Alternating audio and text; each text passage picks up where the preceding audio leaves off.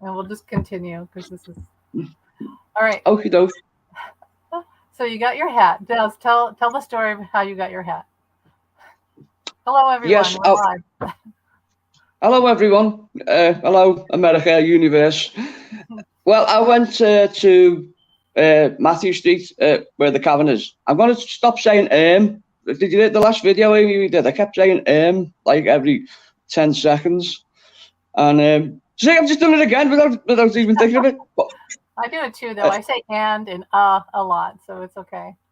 And like, yeah. I say like a lot. Got to use self-discipline to get through that. Yeah. So anyway, I was in Matthew Street the other day, and I just went in, and they had it on special offer, so I thought I'd get it. It's I don't quite know how to wear it though. John sort of had this on a jaunty sort of angle. Shove it down, right? He'd shove it down. Yeah, that kind of thing. I think he wore it on the back of his head, actually. Sort of. Yeah. Like that, Yeah. But it's quite good. It's I'm obscuring the view there, but nice and comfortable. Plus, keeps the cold out. That's good. Now, do you think that what's the reason you think that John started wearing those hats? Because nobody else was. I mean, Hamburg, maybe the sailors, and both Hamburg and Liverpool. It was Astrid Kirchner. Okay. I've said him again. Oh, sorry. Right. Astrid Kirchner tried to introduce that look to the Beatles. That was an early concept. One was like the mock top, and the others was to have 4 hats, but he was the only one who wanted to wear one. And I think he started wearing them so he would stand out from the other Beatles as well. But then, if you notice, there's photographs of Cynthia, so they had matching. But when they first went to America, they had the matching Baker's Boy hats. And and it came as trademark, did it?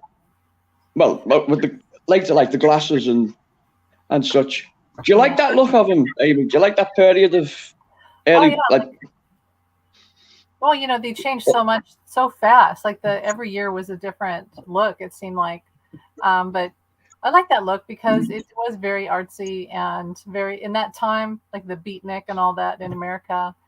That they kind of picked up that whole new wave of the beatniks. I think the beat poets and things like that. So it had a lot of that feel to it. Even though they were in Hamburg, they picked up France. He may have picked it up in France too. I think that had a lot of influence. Yeah, I think so. Yeah, and the other thing about him, he was the chameleon Beatle. He was constantly said, how can I say that? Constantly changing his appearance, like he was looking for something. Yeah. And in itself, that became that shifting kind of that became part of who he was. Whereas Paul has basically just been the same since the 60s. Yeah. But although his dress sense since the 60s hasn't always been very good, Paul's. For someone who was the style icon of the 60s, he's dressed kind of strange ever since, Paul McCartney. Yeah. You kind of picked up like the 70s were a little bit awkward for Paul, if you look at some of the photos.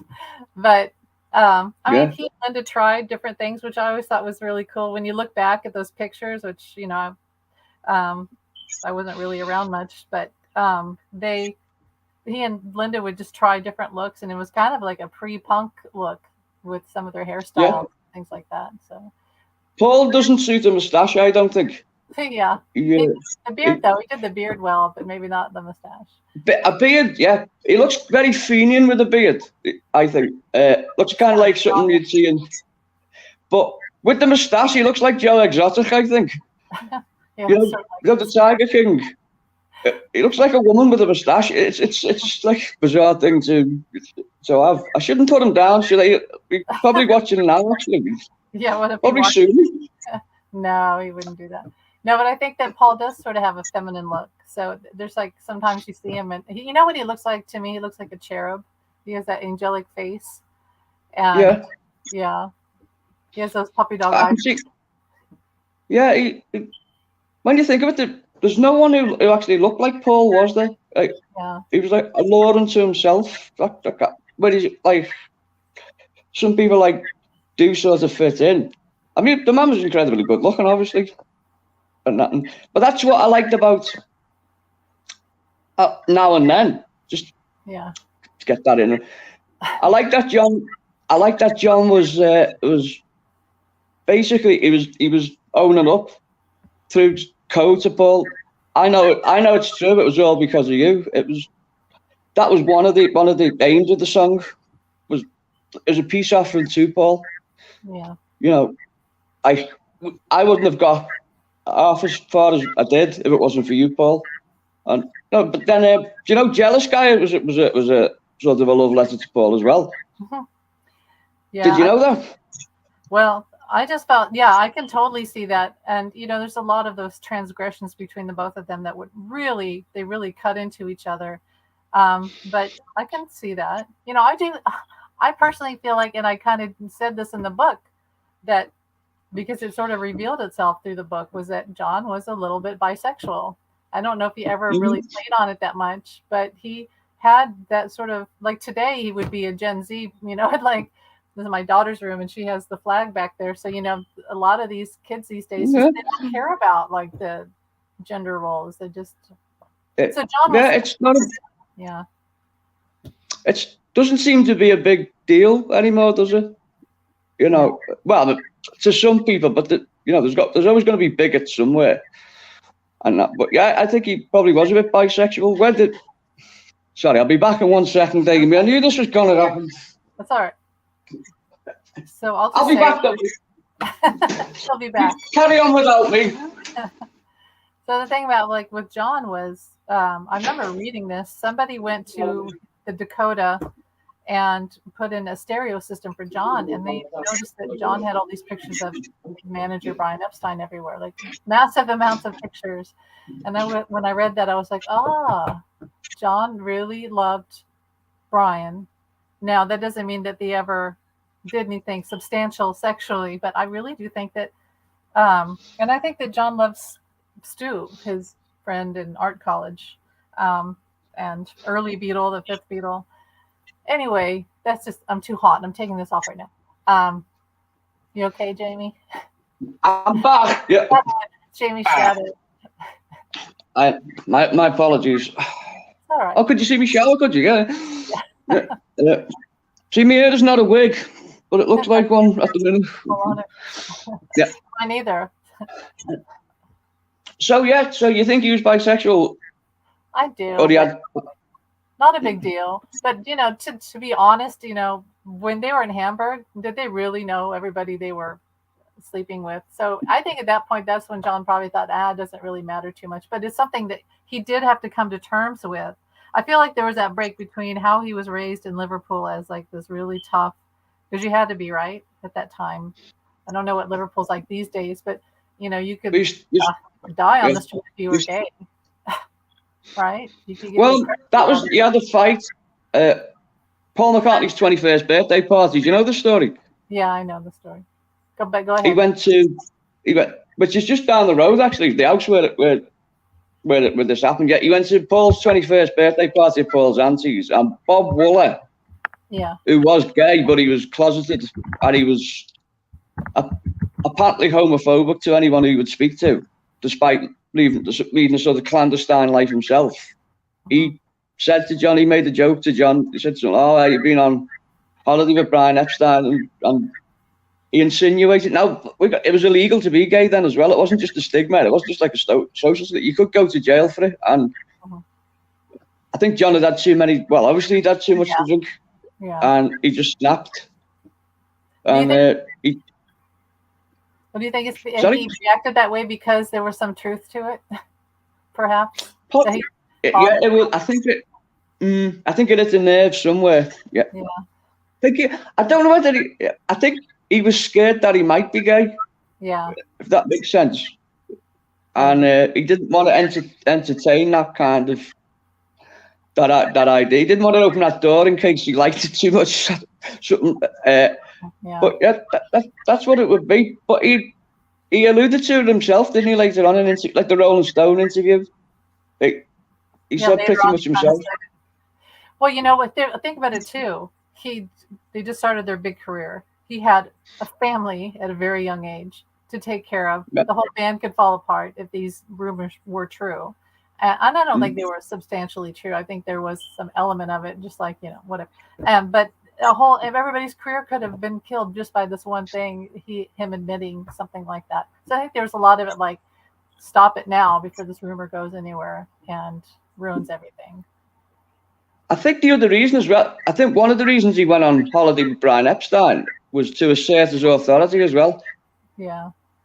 It was the catalyst for him saying, I am the leader of this band. This is my band, and this is how it's going to be. It's going to be me that makes the decisions, which was the case until Brian Epstein died, and Paul kind of came in and like sort of took a lot of the load off. And at that point, he was, he was heavily into LSD, and he was disengaged from the Beatles at that point, and he was searching for the next drug, which turned out to be Yoko. It wasn't a substance; it was a person that he became addicted to. If you look at it that way, and yeah, I think that was it up until then. But even then, he sort of towards the end of the Beatles, he came back, he reasserted his authority. Well, because he destroyed it basically. He was the one who sort of disbanded. I mean, would they have gone on if he hadn't done that? I don't know. I'm not sure. Probably maybe for another couple of albums or something like that. But I think, going back to what I was saying, I think that was the catalyst for him going on this holiday with Brian Epstein. Maybe he was curious as well. Yeah. Do you know the story? John Reid, Elton John's manager, John Reid. When Elton John performed with John Lennon at Madison Square Garden, when he did Whatever Gets You Through the Night, John Reid asked John Lennon in the party afterwards, he said, did you have sex with Brian Epstein? And John said, twice. He said, I had it once and then I had it again to see that I didn't like it. Yeah. So I don't know whether that's true or not. But that's the other thing is, I think if he was bisexual, I think because he was so experimental and he was so bold and he was so unafraid to be himself, I think he would have made peace with it and pursued it. You know. So. And I don't think it would have been a problem to him eventually. So anyway, I was going to ask you, Amy. I said again. My apologies. Okay.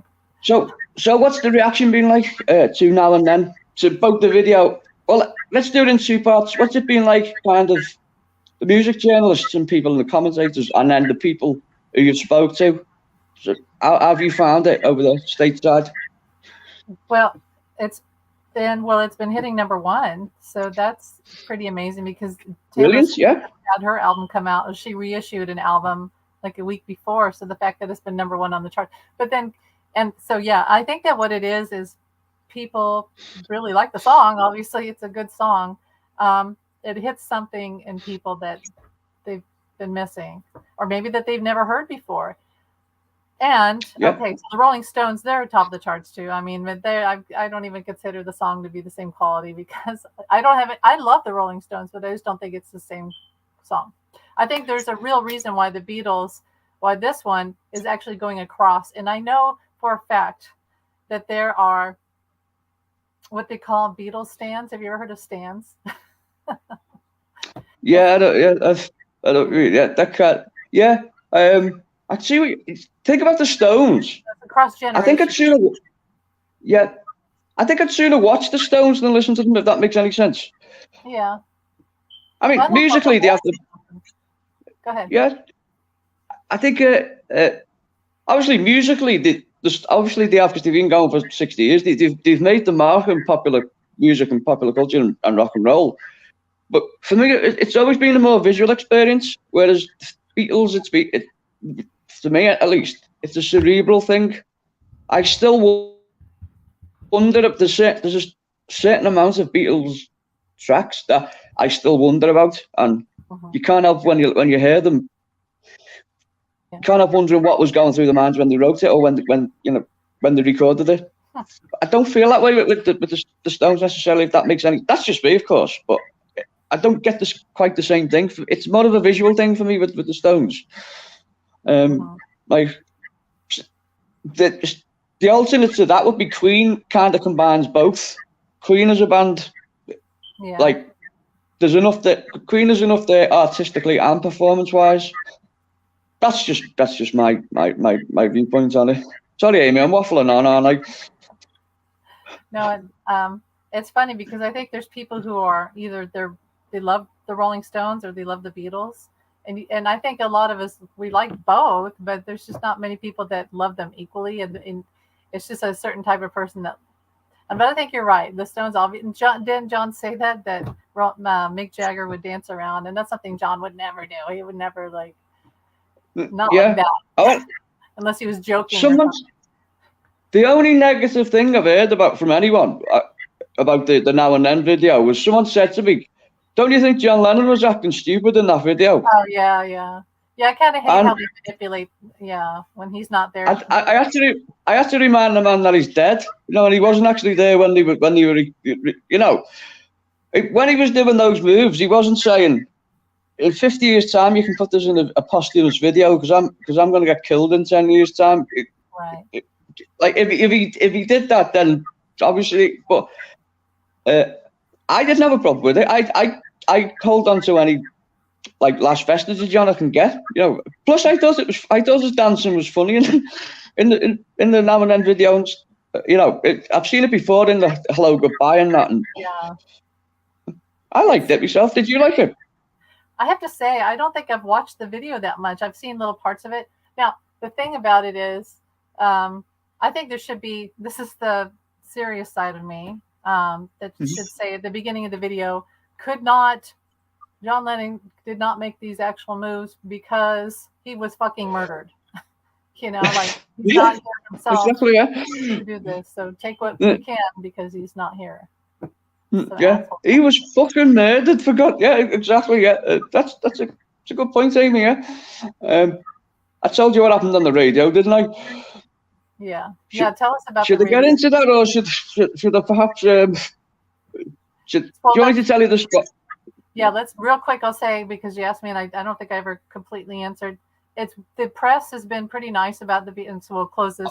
You asked me. The press has been really nice. Like when I go onto social media, I see really good, and then I see #1 and blah blah blah. And so I think that it's been really positive, and people wanted this. People needed this.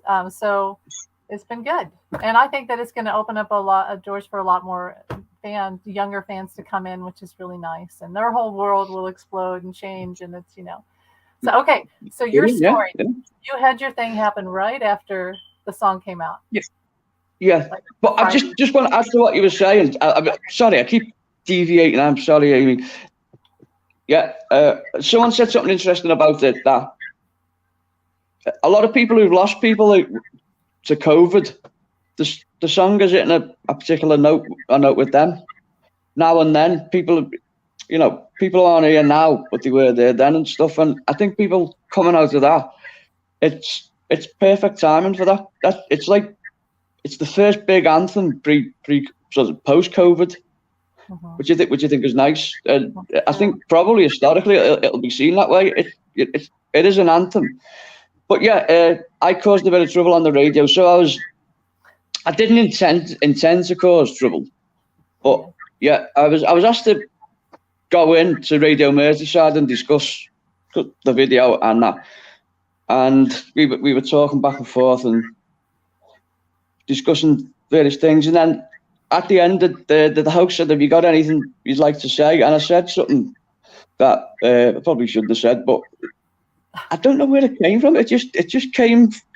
It felt right to say it, And so I said, should I repeat what I said, Amy, or is it too explicit for? I know I've already dropped the F-bomb, so go ahead. So they said, "Have you got right?" So Jamie, they said, "Have you got any closing remarks that you'd like to say?" And I said, "I'd just like to say, Mark David Chapman, you're a cunt."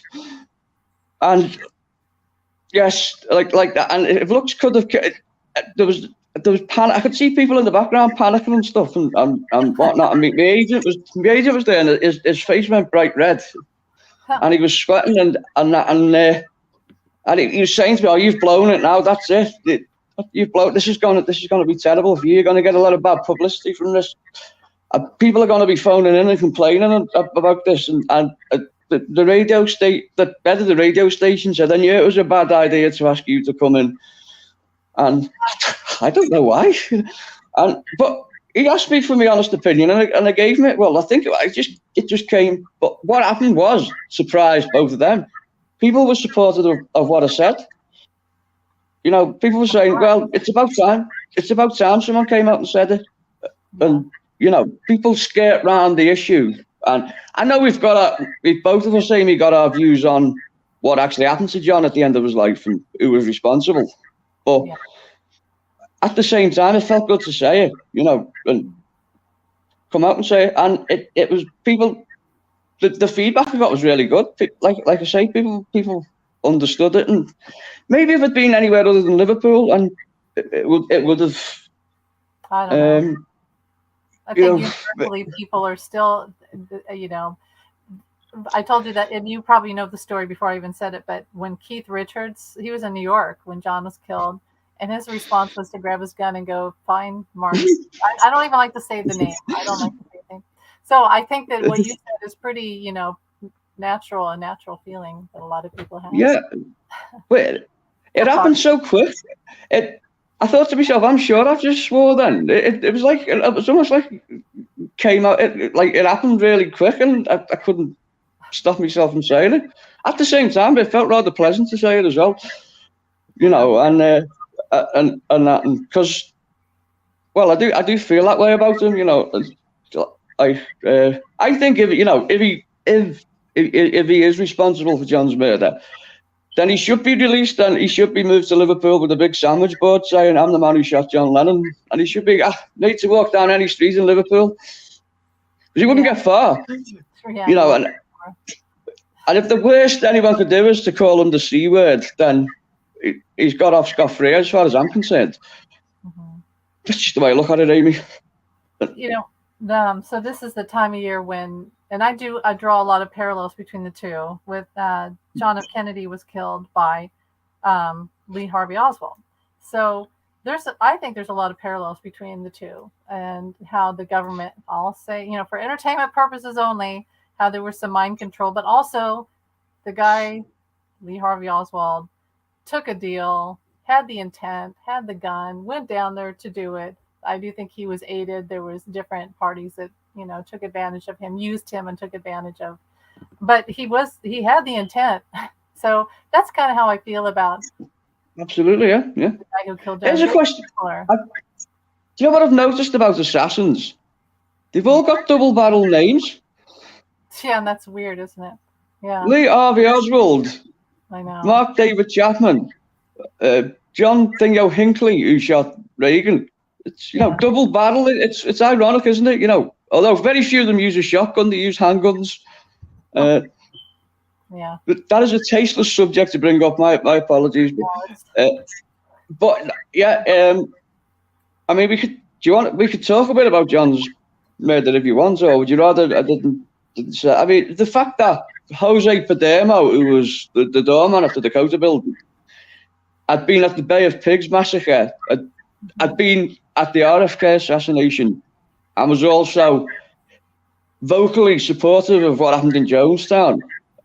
It's really strange to me. The fact also that he'd worked for the CIA. And I'm going to get shot now, aren't I, for bringing this up, aren't I, Amy? This is all for entertainment purposes only. I hate having to say that, but you kind of have to say that. But yeah, I mean, it wouldn't surprise me, because I've always felt that John was a sitting duck, and he really should have had security. Why didn't he have security? I know that he wanted to not feel like he was separate from people, afraid. He didn't want to be afraid of people, but at the same time, he needed some protection, obviously. So there's probably more elements to this that we'll never really know. And it's sitting duck. That's really all there is to it. I think you're absolutely correct. He thought he was safe.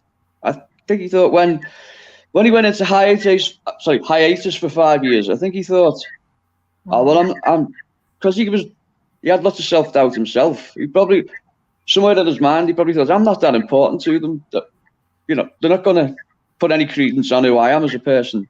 But of course, they were terrified of him, as you know. The Nixon regime was paranoid to the nth degree where John was concerned.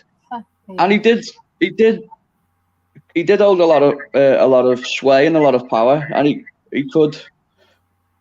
Well, I mean, do you know the story? He was going on that due to the week after he died, he was due to go on a pro Chinese immigrants march in San Francisco. That had all been booked. He was going to go on that. Yeah. So he was emerging artistically, but he was also emerging politically in that sense. And I don't know whether I've mentioned to you, but he had big problems with Margaret Thatcher as well, because well, we've all got problems with Margaret Thatcher. But Margaret Thatcher, just to give you a little bit of shade to this, I mean, to give you a bit of backstory, Margaret Thatcher wanted to essentially deplete Liverpool. And what the way she envisaged it was going to be Manchester was going to acquire 75% of Liverpool, and North Wales was going to acquire the other 25%. So I would be Mancunian now rather than Liverpudlian. Wow. And the reason for that was because Liverpool is historically and always will be a Labour voting city because it's working class, and she stood to benefit 0%.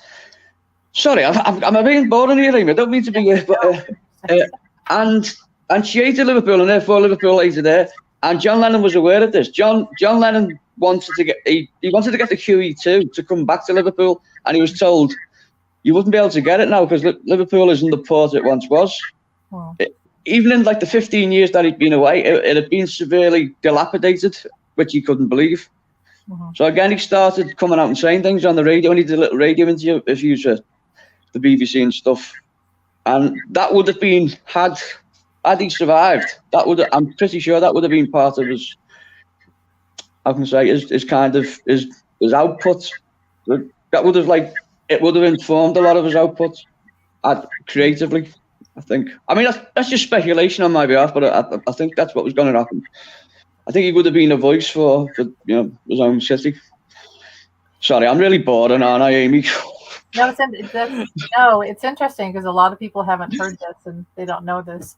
I do know that he did want to go back, and for an emotional reason, he wanted to see his family, his relatives, and he wanted to see Aunt Mimi. So I didn't know a lot of the political type of things, but I did know that he was longing, as most people do. You start to think about your childhood again, and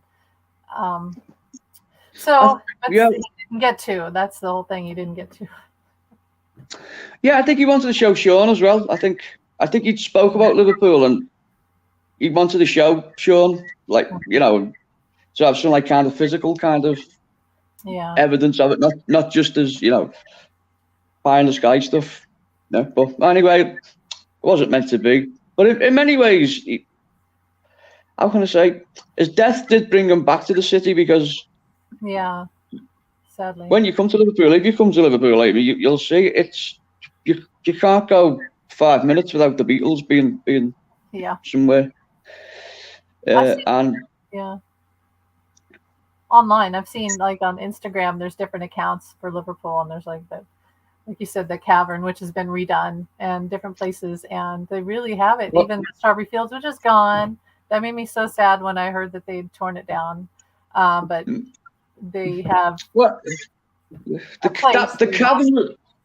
cavern was one of the biggest missteps in history. They knocked it down and they knocked it down to make a car park. But the story that they needed money to keep it going, and someone actually phoned John Lennon to see would they like to invest. They said, "Hello, we need money, or the cavern is going to be it's going to be closed down." And he actually said, "Well, I've got a JCB here." He said, "I could come over and knock it down myself." He said, "The cavern was a shithole when we played there."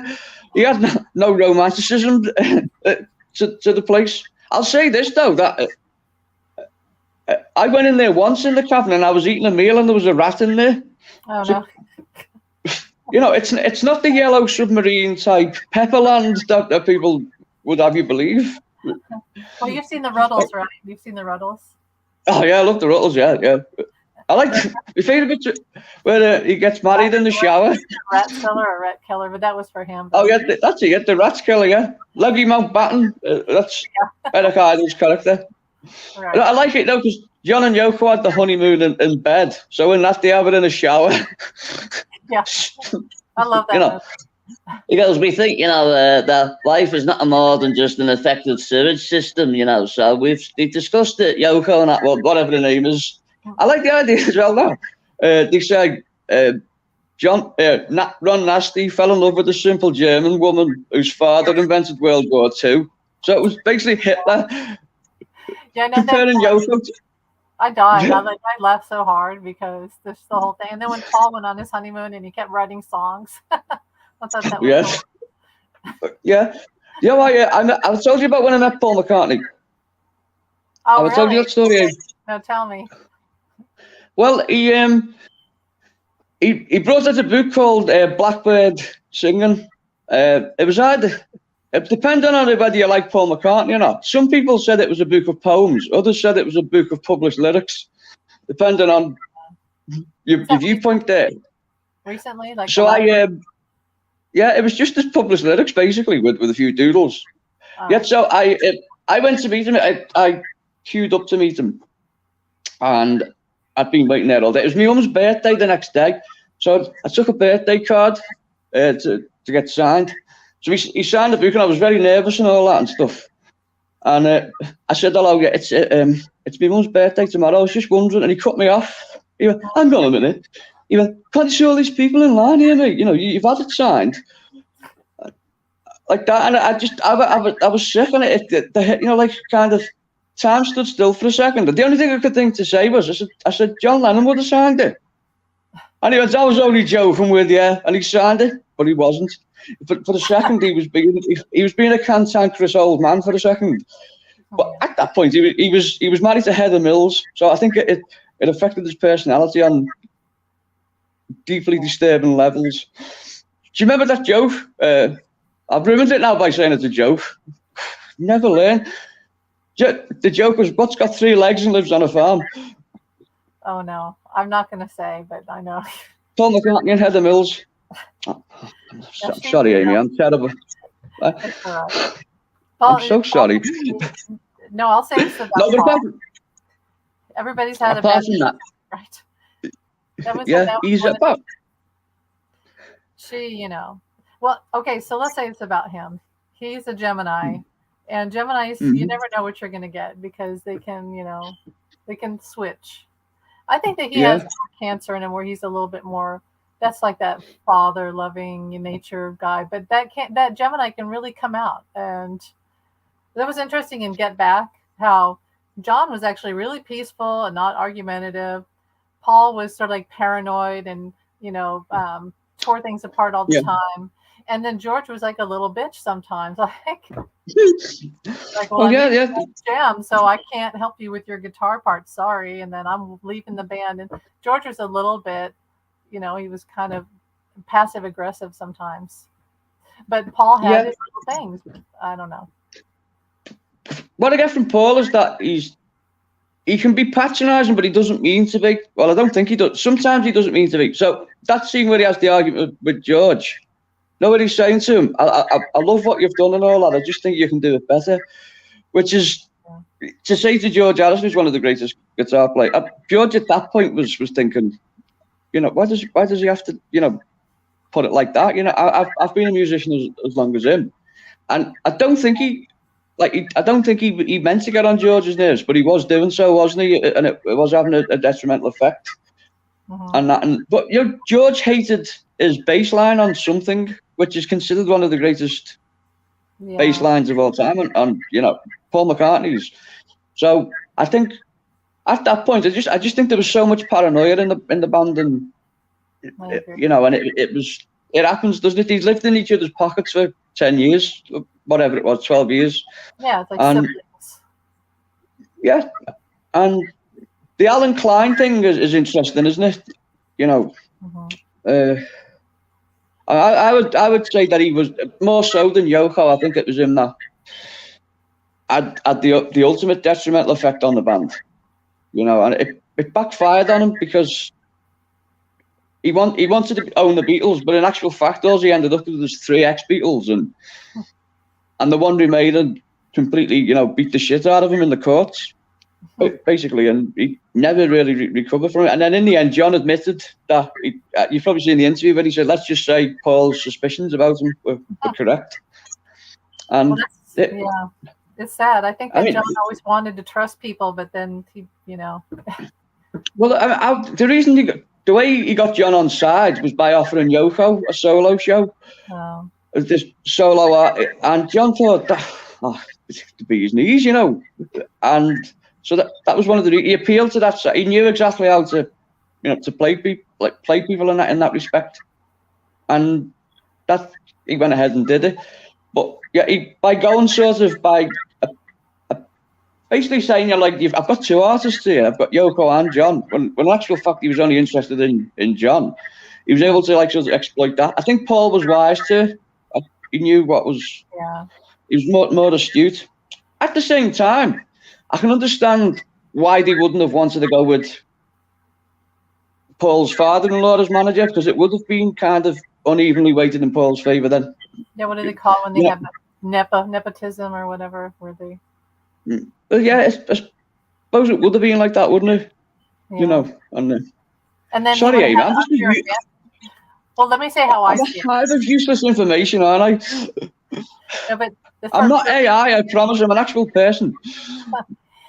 Well, let me just say this. So I could see John's point and George too, because if they had used Eastman, right, that would have been an unfair advantage because it would have been more on Paul's side because he married into it. And it's like someone saying, buy this insurance from us, from my father-in-law, and you're like, I don't want to, I don't want to do that. I'd rather, go on my own and make my own decision because you guys will have all the control. That's like 3 or 4 people on your side that have all this control. And then what do we have? We don't, you're going to have all this power of say over us. So I can see why John wouldn't want to, but then I feel like Alan Klein, when you watch Get Back, it's really interesting because there's a scene where they're like, well, Alan Klein's here and we're going to go have a meeting with him, and Paul doesn't go. It's John, Yoko, and George go. And John's telling one of the assistants, like from the studio, can't remember his name. And the guy's like, I don't know, John, maybe, this guy's promising you way too much and sounds a little fishy. But John says, I trust the guy and he knows all this stuff about me. How would anyone know these things about me? See, the guy was getting like gaslighting him and getting into John's sort of, I know you, so you trust me because we're intuitively connected. And then that was his downfall, was he would always fall for that type of line of, Yeah. Kind of I think Klein as well. He was like he was streetwise as well. He knew how to do. He'd done it in New York at the very sort of like basic level, and he worked his way up. He knew how to play people like that. Yeah. But I think if the Rolling Stones are telling you shouldn't go with him because he fleeced us, but maybe it was a case. I think with John as well. I think maybe it was a case of because people were telling him not to go with him because John was defiant in that respect, wasn't he? Yeah, he liked to go against, I seen I read an interview where he said he said I'm always 5 minutes away from torching the entire thing, which he was destructive in that respect. As creative as he was, he could also be destructive as well, which just makes him more fascinating to me.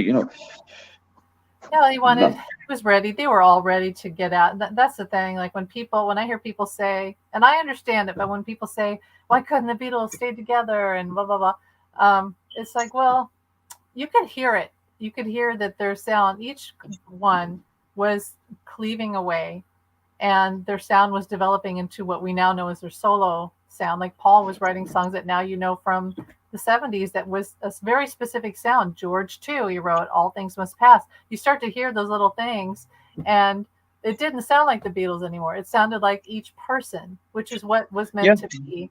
John definitely different sound with Yoko and everything. And so they couldn't, I really feel like to have told them to make them feel like they should have stayed together. That was artistic depth and not fair at all because The whole reason they were able to write what they wrote was because they followed their artistic intuition. So when you tell someone, don't do that anymore, don't trust your intuition, then it dies. So you have to let them go and live their own lives.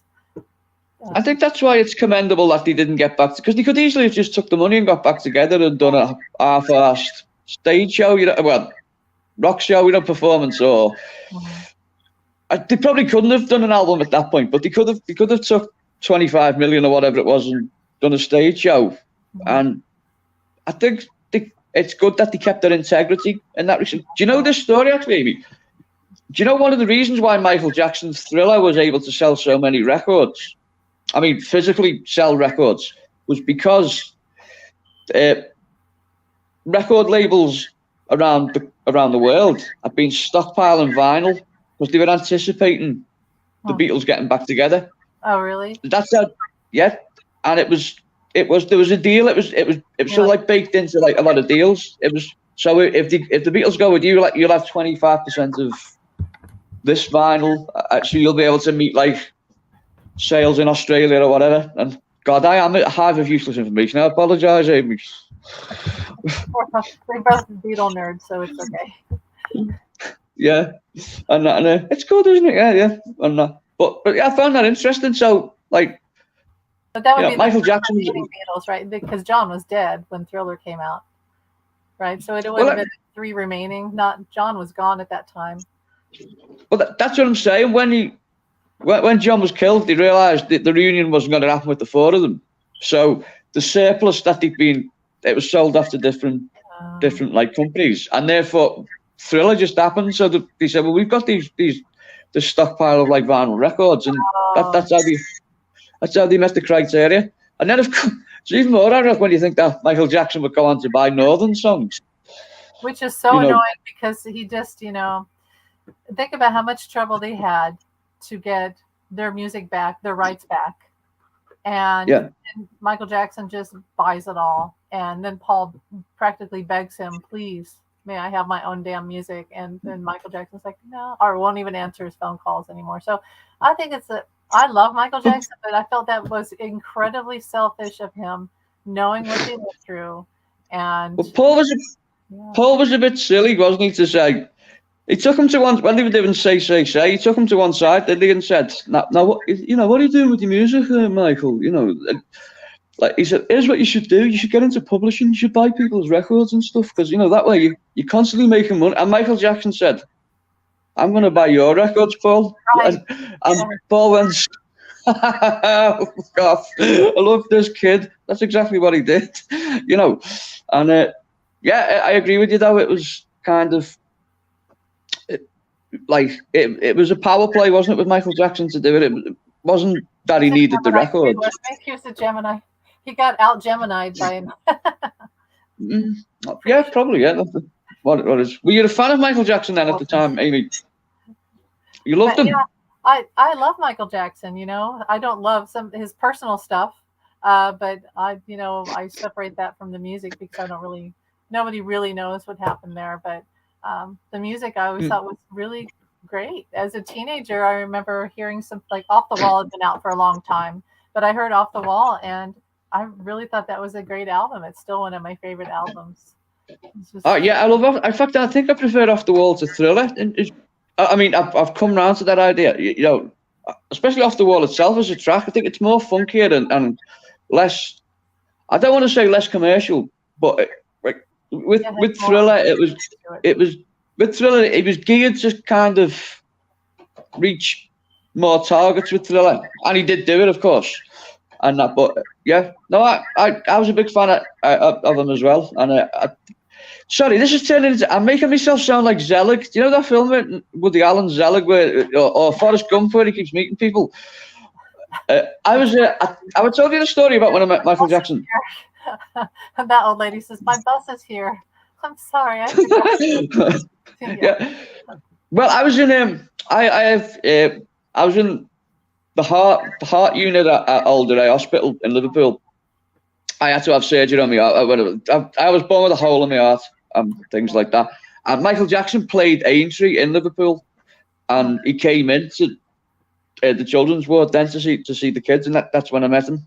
Wow. But It was about 2 weeks after I had surgery, and I for a while I thought I was just imagining it, or it was it was the side effects of the morphine, or something like that, But it actually happened and that, and see that sounds like I'm making that up, doesn't it? Honestly, I'd make something better than that up, I shook his hand and that and whatnot, and it's just this terrible thing. I shook his hand and I noticed he had I didn't know what vitiligo was then, but I noticed he had he had one white finger. Stuck in my mind, because the skin pigment and stuff. Yeah. Well, that's brought the atmosphere down, hasn't it? My apologies, Amy. Well, let's just move on. And I just realized that Michael Jackson is not Gemini. He's a Taurus. He's around my birthday. Are you in April? Or are you in March? What's your birthday? You don't I was born on April Fool's Day. My birthday is April Fool's Day, which is perfect for a comedian, isn't it? Yeah. Yeah. I think when I was born, the surgeon said to me, "Mum, you've got a daughter," and then she found out it was well, eventually. Yeah. Why is Aries a good thing, Amy, or no? Is it a good thing to be an Aries? I'll say this, that I was just wondering, because I didn't know if you were on, because I'm April, and I wasn't sure if you were an April Aries. I'm cusp, so I'm like Taurus Aries, Taurus. It kind of switches, but it's my thing is that somebody could say, "Oh, like I'm talking about Geminis. I shouldn't do that," because I have a lot of Gemini in my chart, so I have no right to say. But the thing is, their chart really dominates more, and it changes all the time. So my point being, Aries isn't bad, and Taurus can have a really bad reputation for being like obstinate and stubborn and all that stuff. But it's what's in your chart. So like my rising sign is Gemini, and then I have a Leo moon. So I have a lot of fire. I have a lot of air, earth, fire. I don't know what yours is. It doesn't matter. Yeah, my mum's a Leo. I don't know why I just brought that up, but April Fool's Day, is that there must be some significance there, because I did end up doing stand-up comedy. Do you think? I'm not sure. Could there must be some significance there, mustn't there? How did it come about, April Fool's Day? I wonder. I've never looked into it. How that came about. I'll see if I can. Sorry, Amy, I'm just going off on a tangent here. You know what I think it is? Okay, so Peter Sellers was it? I think Peter Sellers. Was he Taurus? Was he Taurus? Yeah, he was. Yeah. Okay. Yeah, I think he was. Yeah, that's correct. Yeah, he was a Taurus. Yeah. Okay. And yeah, I'm still writing that the Peter Sellers thing I was telling you about. Oh, good. It's called at the moment it's called Mask of the Pink Panther, but I might have to get around that because the Pink Panther's a trademark, so I'm gonna have to come up with a better sounding name for that. Yeah. What I did was I've said again. My apologies.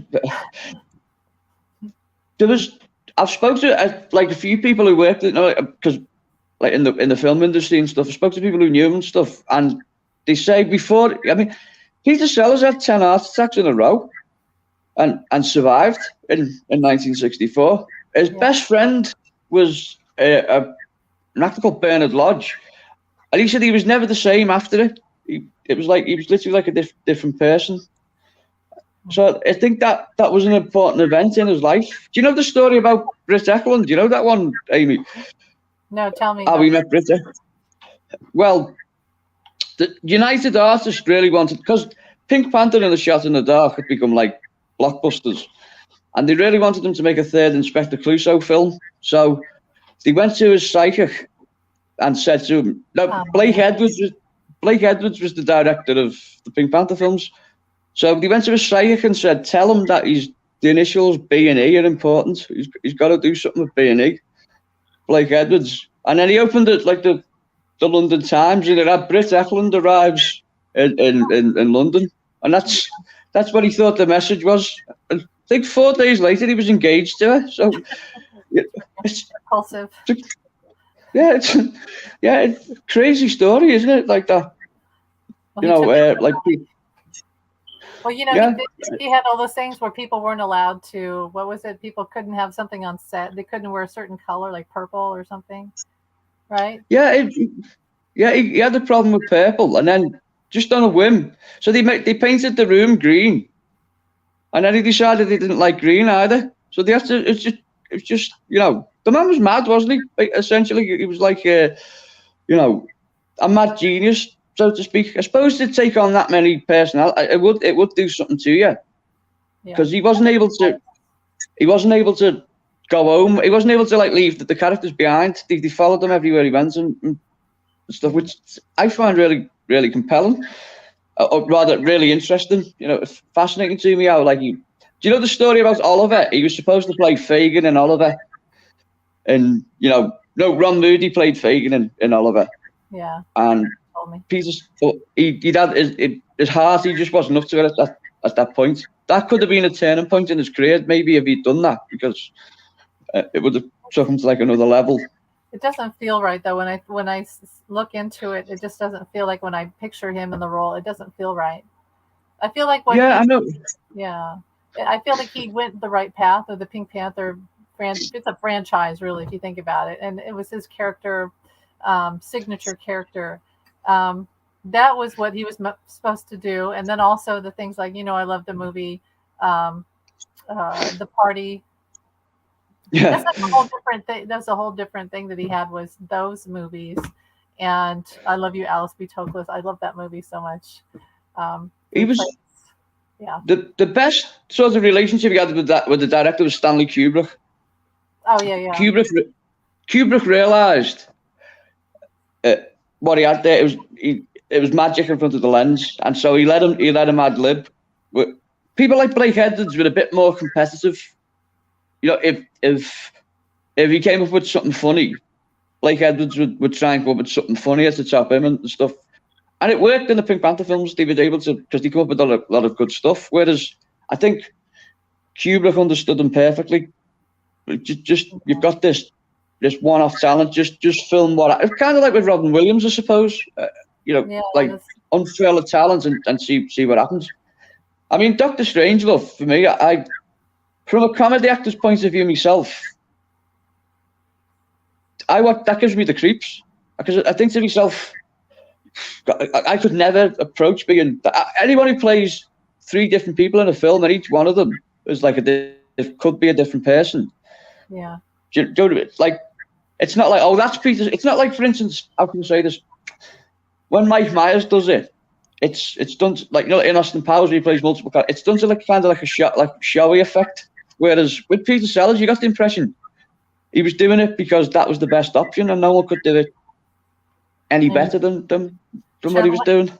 He said himself that he felt like he was channeling different characters, like actually almost possessed. And we've talked about that. I feel like, and I don't want to get into why we're talking about Peter Sellers, and I'll say it real quick, that Peter Sellers and John Lennon, then we go to the Beatles, Peter Sellers and John Lennon had sort of like they were aligned in a way, even like their death. They were aligned. They died around the same time. They looked very similar. They had, well, anyway. So I feel like Peter Sellers had many, many, many, many past lives. And then he had, he was basically kind of channeling all those characters. He never really came to term with it. And that's how he came to term with it, was by playing all these people. And that's how he could do it, because he could access, and he probably was a little, to be honest, he was a little possessed. And I think it made him, that's why he had so many bad relationships, because he would be in that character for a while and then snap. It was almost like Three Faces of Eve, where she would have multiple personalities. He had that. He would snap in and out of it. Well, I think I think you're absolutely right. I think it does happen sometimes. Like, it's happened to me when I've been filming or I've been on stage. Well, like, you do things and you think, I wonder where that came from. I mean, did you see me when I played the ventriloquist dummy? Did I share that with you? Yeah. I can't remember doing any of it. But obviously, I was in some kind of zone, because I was getting. It was literally like you're saying, like channeling something, and I did used to say, to be honest with you, when I had to do a comedy performance like that, I did used to not pray to Peter Sellers, but I used to sort of say jokingly, I used to say, if you can use me body if you need to, Peter, if you need to come through and stuff like that, and like I'd never, obviously I'm not in his league, but he was certainly someone I aspired to be like, and he is the gold standard for me. It's just like I say, I mean. To go from Clouseau to Chance the Gardener and being there to Dr. Strangelove, Arundi V. Basky in the party, like you mentioned, and just I think I'm unlikely to see anyone as good as him in my lifetime. I think he's just terrific and that. And sorry, I'm going on again, but that's Well, so I understand that. That's like me writing and asking for Truman Capote to come forward and help me out or something, because sometimes it's too hard to be in my own head. So I totally understand that, and I do think everything that we do that's creative is intuitive. And so if we're calling in somebody when we do work. That's what most people end up doing anyway. Yeah, that's it. Yeah, I think even if they're not, look, subconsciously people do it, don't they? And it's either you're doing it like you say, like you're aware of what you're doing, or you're not. It's a good point, Amy. Yeah, I'm not. So what was I going to say? Creating. You know how when people say, "I wrote that," that's my work. I'm like, I never really say that. I always say, I don't know how I wrote that, or something helped me, because I never feel like I own my work. Never. I always feel like somebody else helped me as absolutely. Yeah. No, I know what you mean. I'm the same. I feel like there's a message to be passed on, if that makes any sense. Right. What I hate doing, when my least favorite form of kind of creative, like the creative process, is when someone says, right, you've got to do this, and it's got to include this, and it's got to start like this, go to this, and then I'd sooner start with a blank page, if that makes sense, and to make it all natural, because then it becomes off the piece. Then, you're right, it becomes its own thing.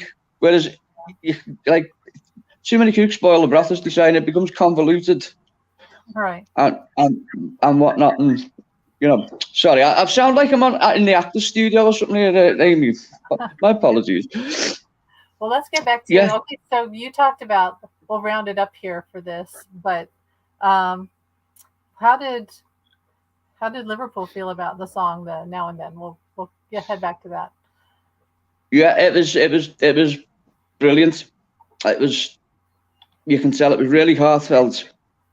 The song itself was embraced, and most people loved it, and you can tell that it was a real emotional reaction to the song from the people, and like, I don't know, there's a feeling that by the way, I've got something else to tell you there with regards to that, but like, because it was sold as like the last Beatles song, it was embraced.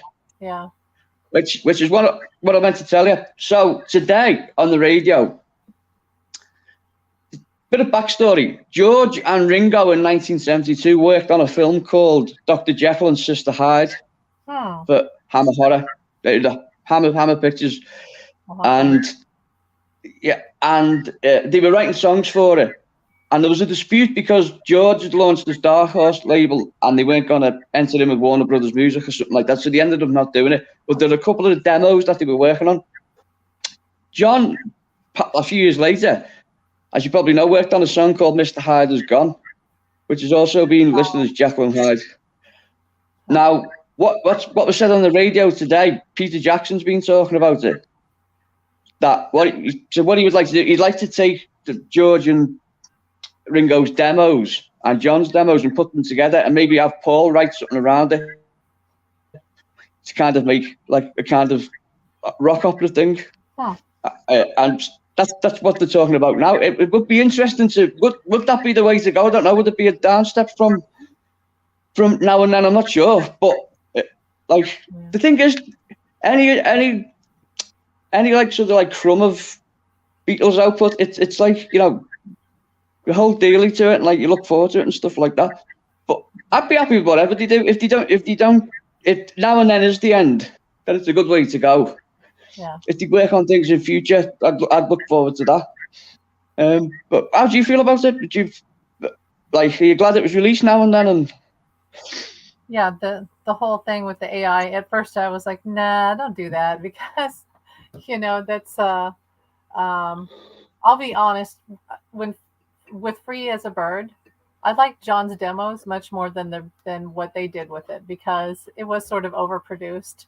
And when I hear it, I feel like it has that Jeff Lynne sound. And I love the Traveling Wilburys. I love them, but I didn't want John's song that he wrote to sound like, you know, Jeff Lynne. The Electric Light Orchestra.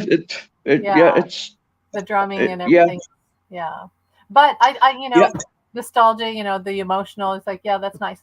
So I was like, I don't really want them to do that again. And I don't like AI, you know. It's funny, I've heard when people started to use AI, they would take, you know, SpongeBob, right? And they would take like SpongeBob, Mr. Krabs from SpongeBob, and have him sound like Michael Jackson singing.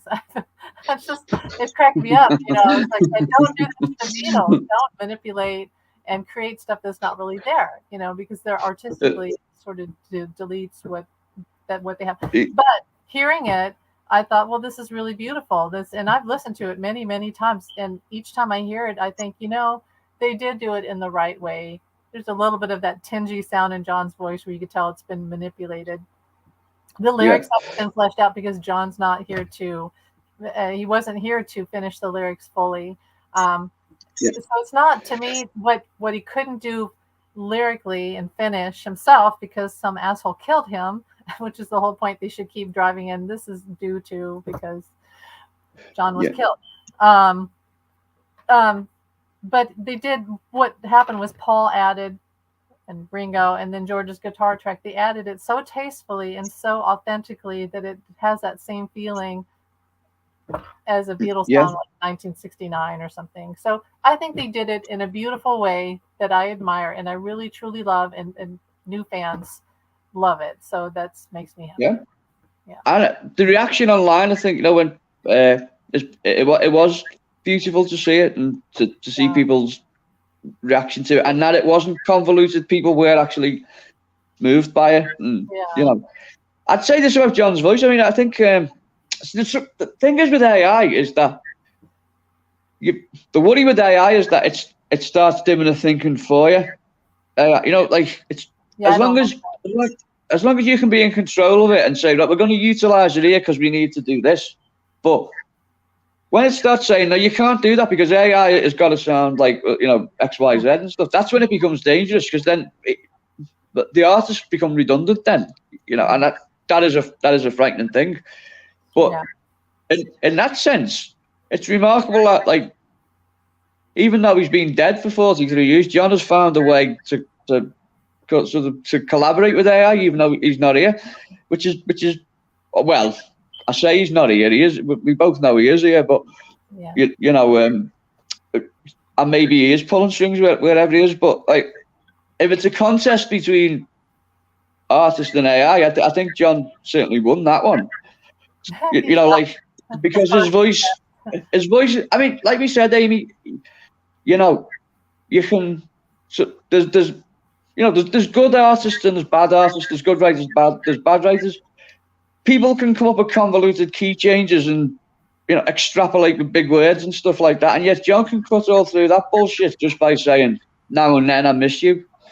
Yeah. You know, and still get you right there in the heart because we miss him. You know, that's the irony of the song. You know, we miss, you know, we miss him, and, you know, we have missed his voice. I mean, I know some of us still talk to him, but some lucky people, but not naming any names.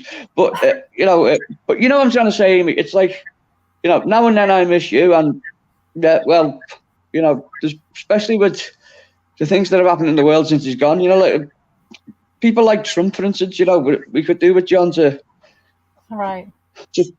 critique. I don't want to. Sorry, I shouldn't badmouth your former president. But, Believe me.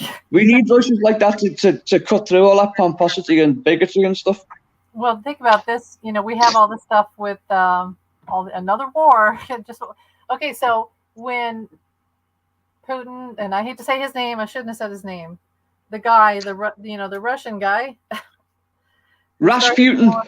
Yeah, Putin. I say Yeah. Putin. When that happened, I was very, very, very upset, and literally to the point where, tears. And I remember sitting at my desk and thinking, I just wish that somebody would kill Putin, just take him out, because I don't want this war. It's horrible. I know what he's going to do. I know what's going to happen here. This is horrible, and I just wish someone would take him out.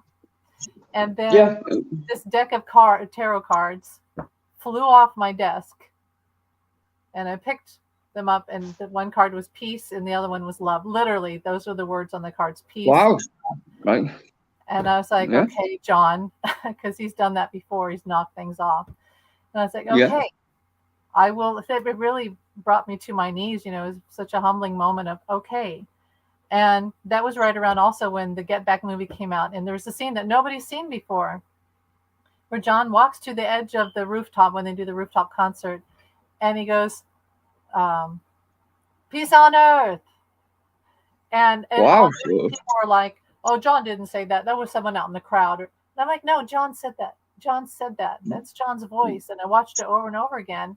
And I went outside, and I remember I was like, did you say that, John? And this helicopter flew over my house, and it had the number 9 on it. And I'm like, okay. Wow. He said it.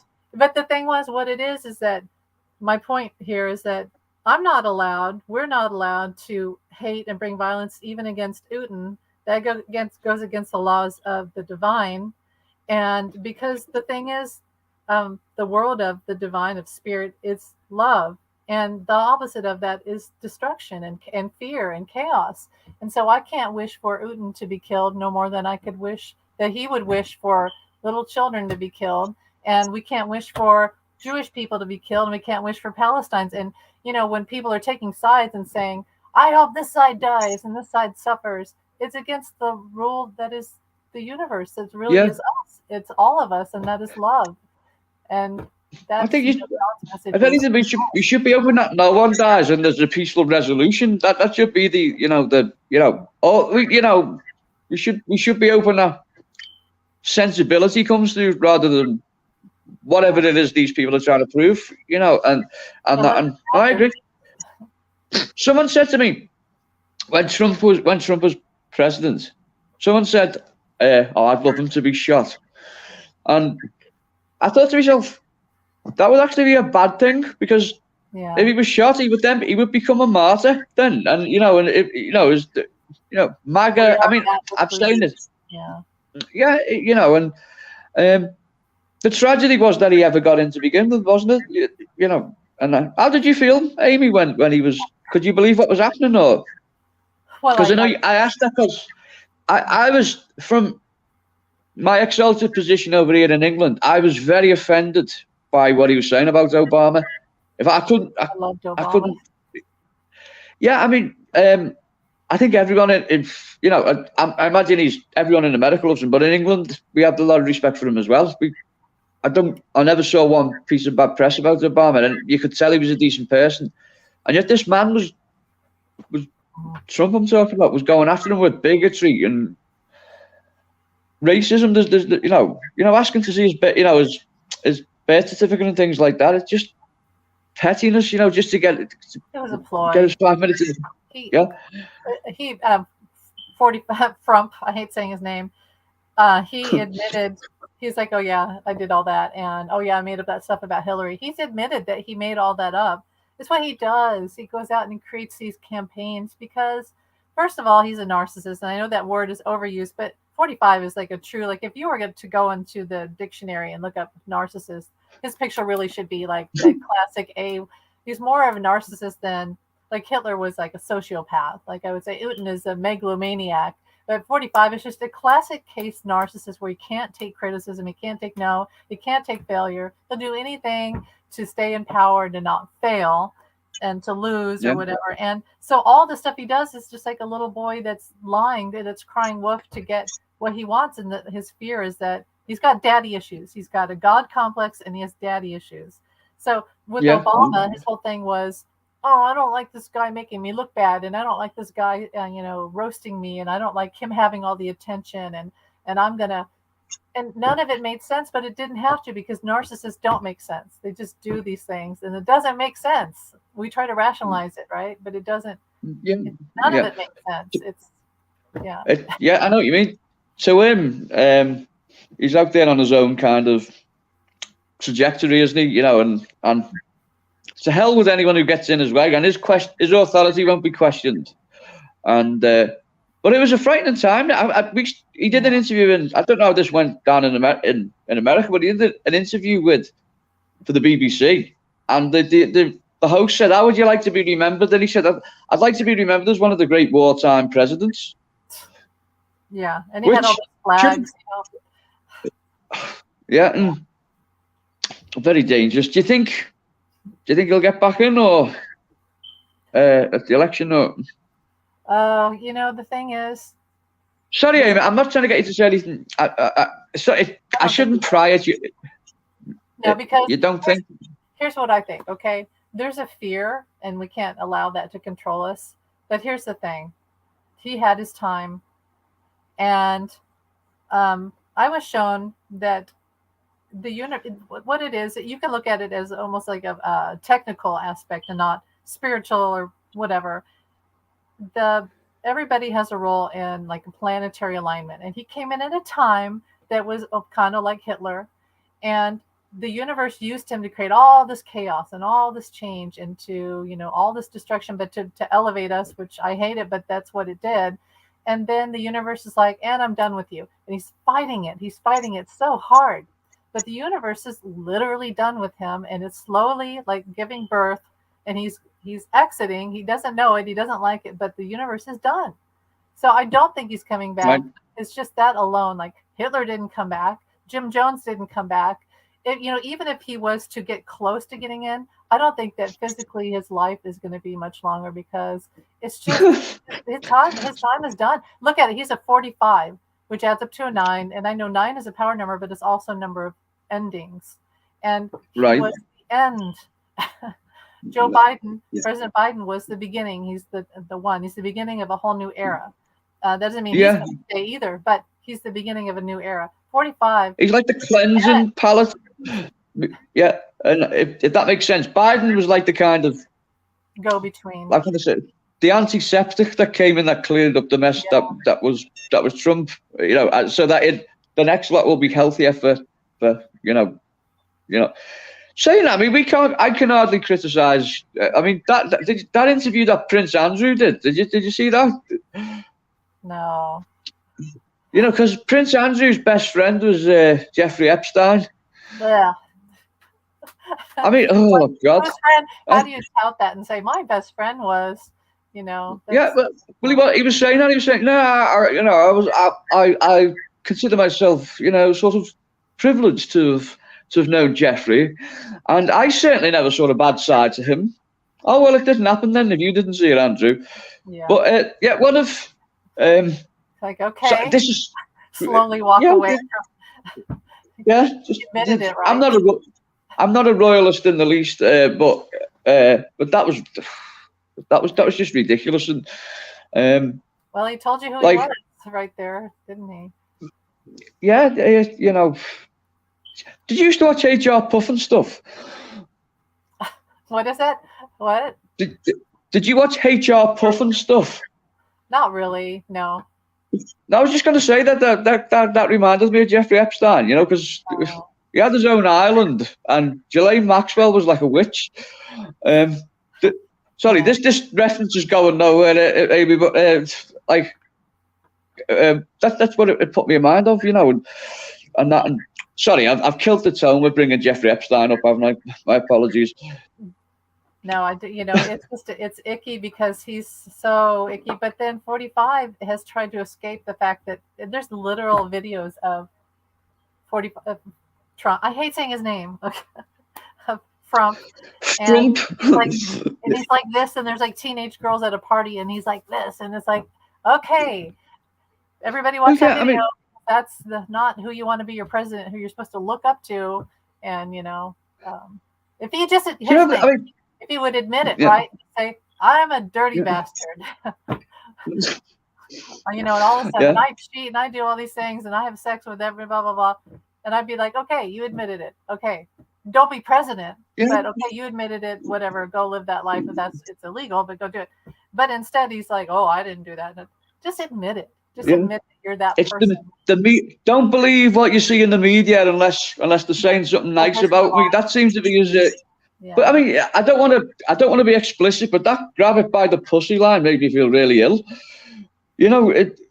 When he said it just a horrible. I mean, even that he would see that as like a kind of a term, like a sort of locker room term of endearment is horrible. And it just shows you how out of touch he is with reality, doesn't it? Well, that was other than his own reality. Obama was still president, and I fought all the time people who were, saying, "Oh, Obama was bad," and I'm like, "Okay, where's the article? Where's the proof?"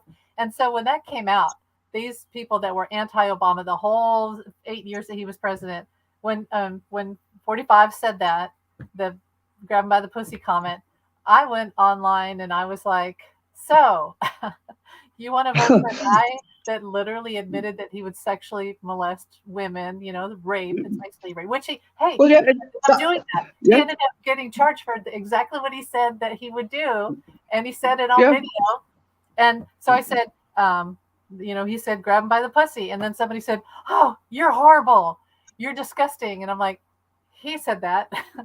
Yeah, it was him, not you. Yeah, yeah, exactly. I mean, yeah, it's not even like you say, it's sexual assault he's alluding to, isn't it? And that he can get away with it. His implication was you can do this. And even if I was a Republican, an American Republican, I think that something like that would make me think twice. I think, do I really want this man in the White House? And not in a. But that's the other thing. I mean, I don't want to criticize him. Honestly, I'm in no exalted position to criticize America, but I mean, it seemed to me that Trump, of 45, he doesn't dislike anyone more than the people who voted him in, the working class Republicans. The working class Republican who can't afford to go and stay in his hotel or his casino and stuff. He can't understand why people haven't got one, above like a certain tax band, but he used that to sort of acquiesce power to get where he was. Yeah, and he was horrible. Sorry, I've gone off on a tangent, Amy. Well, we'll close that topic out because we're dealing with it. I don't think he's not gonna be voted in again. However, what he's doing is what narcissists do, and that is to put fear into people all the time.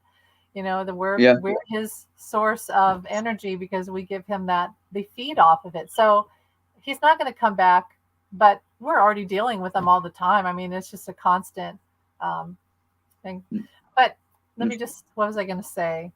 I'm not scared of him, and I've never felt like I would lower myself to hate him. I don't hate him. I hate what he does. I hate what we had to go through here in America, and it is scary. Sometimes you get depressed, and sometimes you don't want to turn on the news.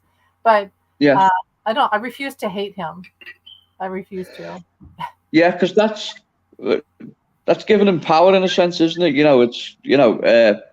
Because he would like to say, "Oh, those people hate me," and then it's like, I agree. It's I tell you what interested me. I watched the program last night, Amy. This is a bit off the subject. That Jussie Smollett incident. Oh yeah. That. With the kid with the gun, wasn't it the kid with the gun, and then he becomes a hero for Trump people, and is that what it is? No, Jussie Smollett said that he got mugged in the street by two. And it See, turned out he paid people to mug him. That's right. Because he wanted, he was unhappy with his contract with NBC. He wanted a higher contract, and he thought he could curry like sympathy and stuff and that. But people just saw right through it, and nothing. What a ridiculous way to go about things, pathetic. The sad thing was, sorry, I'm rambling again. Well, the sad thing was is that everybody was like, "Oh, Trump supporters did it to him," and then it made Democrats look bad and all that. So it's unfortunate, but it's few and far between, and he's definitely paying the price for doing that. So it's.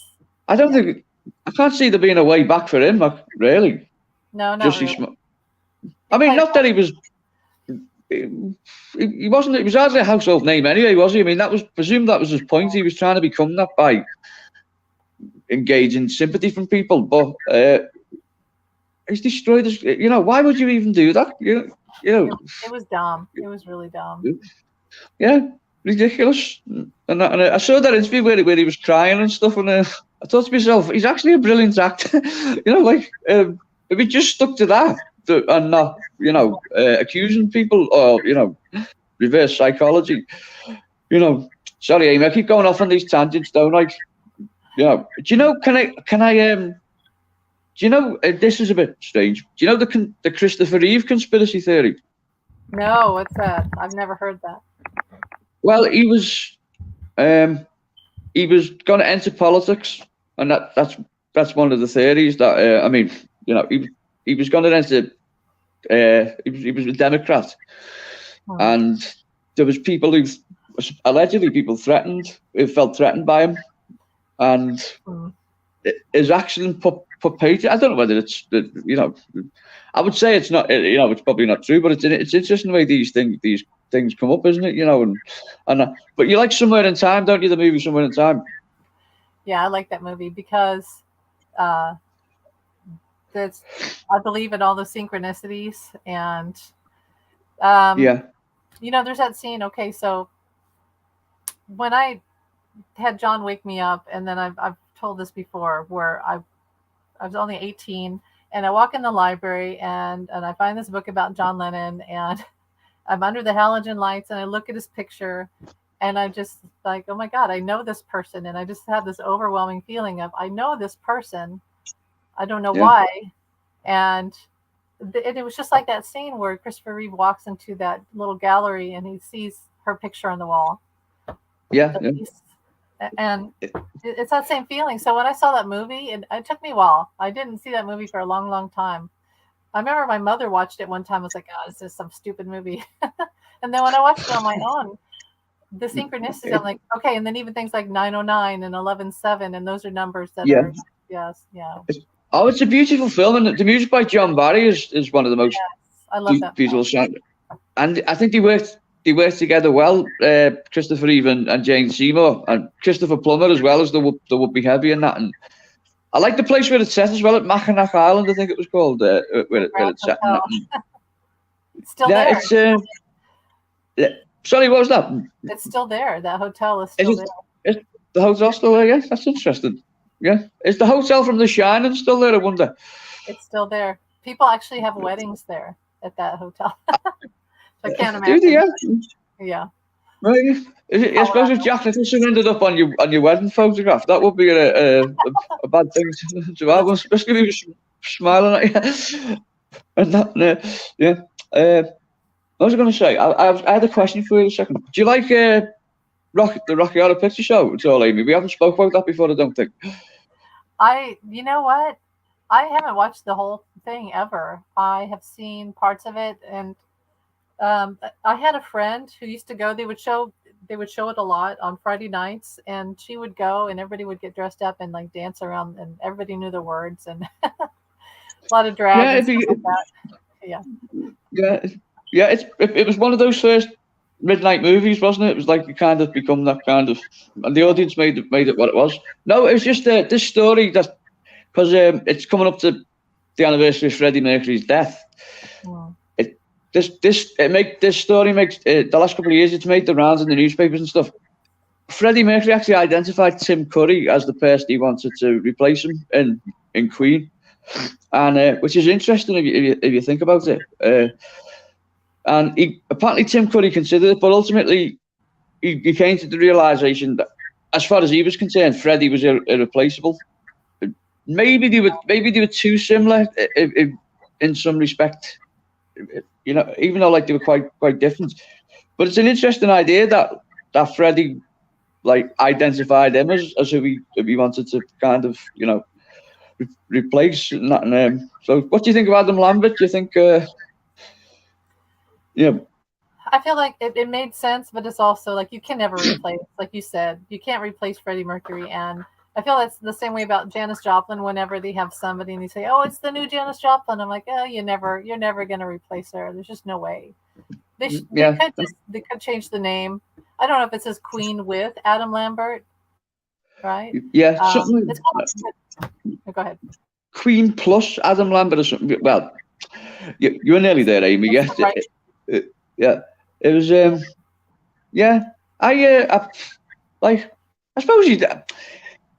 suppose the whole point of it is to give Brian and Roger the outlet to go out and perform. It's to give because that's their legacy. They've earned the right to sort of to do that, haven't they? To communicate with audiences and stuff. That's what they feed off and stuff. I just got a hit. I think that they're going to. I could be wrong. I think they're going to unearth some old song that Freddie wrote, and they're going to do the AI thing. I really feel like they're going to do that. That'd be interesting. Yeah. I suppose in more so than John, more so than with John, I should say, was that Queen were operating as a band when Freddie died, weren't they? So and they knew he was going to die as well. They knew they didn't know when he was going to die, but they knew it wasn't far off. So maybe they did have things. There is. I have heard quite a few stuff, but like it's demo form, and maybe they could do something with AI. I mean, have you heard the songs he did with Michael Jackson, Freddie Mercury? I think so. One's called State of Shock, and there's another one called More to Life Than This. But there's another one called Victory that's never been released. I don't know. Maybe I haven't heard it. When they were recording it together, they were friends, Michael Jackson and Freddie Mercury. And then apparently Bubbles ripped Freddie's white jeans, and he never went back to Michael Jackson's house. Committed the cardinal sin. They fell out over that. Yeah. Sorry, believe it or I'm not, a hive of misinformation, as I keep saying. Well, I think that Freddie, believe it or not, I think Freddie was, like you said, Tim Curry. Freddie was a little bit more conservative in some ways than even like Tim Curry or Michael Jackson. He's just a little bit more down to earth. So didn't have time for monkeys to be. Bubbles the chimp, who was the chimp. My mum had to keep me off school when Freddie Mercury died because I went into mourning. I think I was like 7 or 8. See what happened? Did we discuss this last time? I don't know if we did, but what happened was that it had been weeks and weeks of speculation about his health. The newspapers were camped outside his house and stuff, and there was a news flash on the Saturday evening. It's a Queen, the leader of Queen, Freddie Mercury, has admitted he has HIV and he's dying of AIDS. Yeah. And there was all speculation for the next 24 hours, and the next day he was dead, which is perfect timing. If you think about it, he was like, had it came out months before, people would have followed him around, and even more so than what they had been. And he would have been expected to do interviews about his illness and stuff like that. But pretty much, he waited till like he was ready. He told them, and then he was gone, and it was relatively quick. But it was. I feel like people knew though, right? Didn't people really know? Fans kind of knew. Like everybody could see he was declining and. Yeah, well, the "I'm Going Slightly Mad" video. Have you seen that? Where he's like clown makeup and stuff, and whatnot. I mean, it just showed that it just makes me admire Freddie even more. The man could have gone away, and hid somewhere. He could have gone to an island somewhere and just lived out his days. But he didn't want to do that, and he wasn't going to let the press dictate how he was going to live his life. And if they ran, I mean, because he did become unfortunately, he became a sport within the media. Photographs of him that, like the last 6 months of his life, photographs of him sold for like 50 grand. And she'd had every sort of like newspaper photographer after him and stuff like that. And he could have gone and hid, but he carried on recording until he couldn't. I think it was when his sight went. I think that's when he decided, okay, I'll go now then. He fought onto that when he wasn't able to enjoy, because he loved beautiful things, Freddie. When he wasn't able to enjoy art or whatever it was, he said, "Oh, now I'll go." But he was gonna go on his terms. No one was gonna tell him when it was time to go. You know. And sorry, that's a bit morbid bringing that up, isn't it? Yeah, I get sad about Freddie, and that's, like I said, why I couldn't watch the film when it came out, because that whole thing made me really sad. But yeah, he's kind of like a hero. When I was a kid, some of the songs that I remember, Radio Gaga, and being really excited and really like really, really happy about that, and just thinking that how cool he was, you know. And well, what did you think when you saw "I Want to Break Free"? You know, when he was in drag. Do you remember when you first saw that? Well, we didn't get to see it in America. They didn't show it in America. So the first time I saw it was when Rami Malek did it in the film. And then I was like, wait, I've never heard or seen this video. So, and I loved it. So I went and saw the video and I loved it and showed my kids and everything. I watched that movie over and over and over and over. What, Bohemian Rhapsody, the Rami Malek film? Yeah. It's like we said, it's the film I'd compare it to is the Jolson story. I don't know, you know, the film about Al Jolson. Yeah.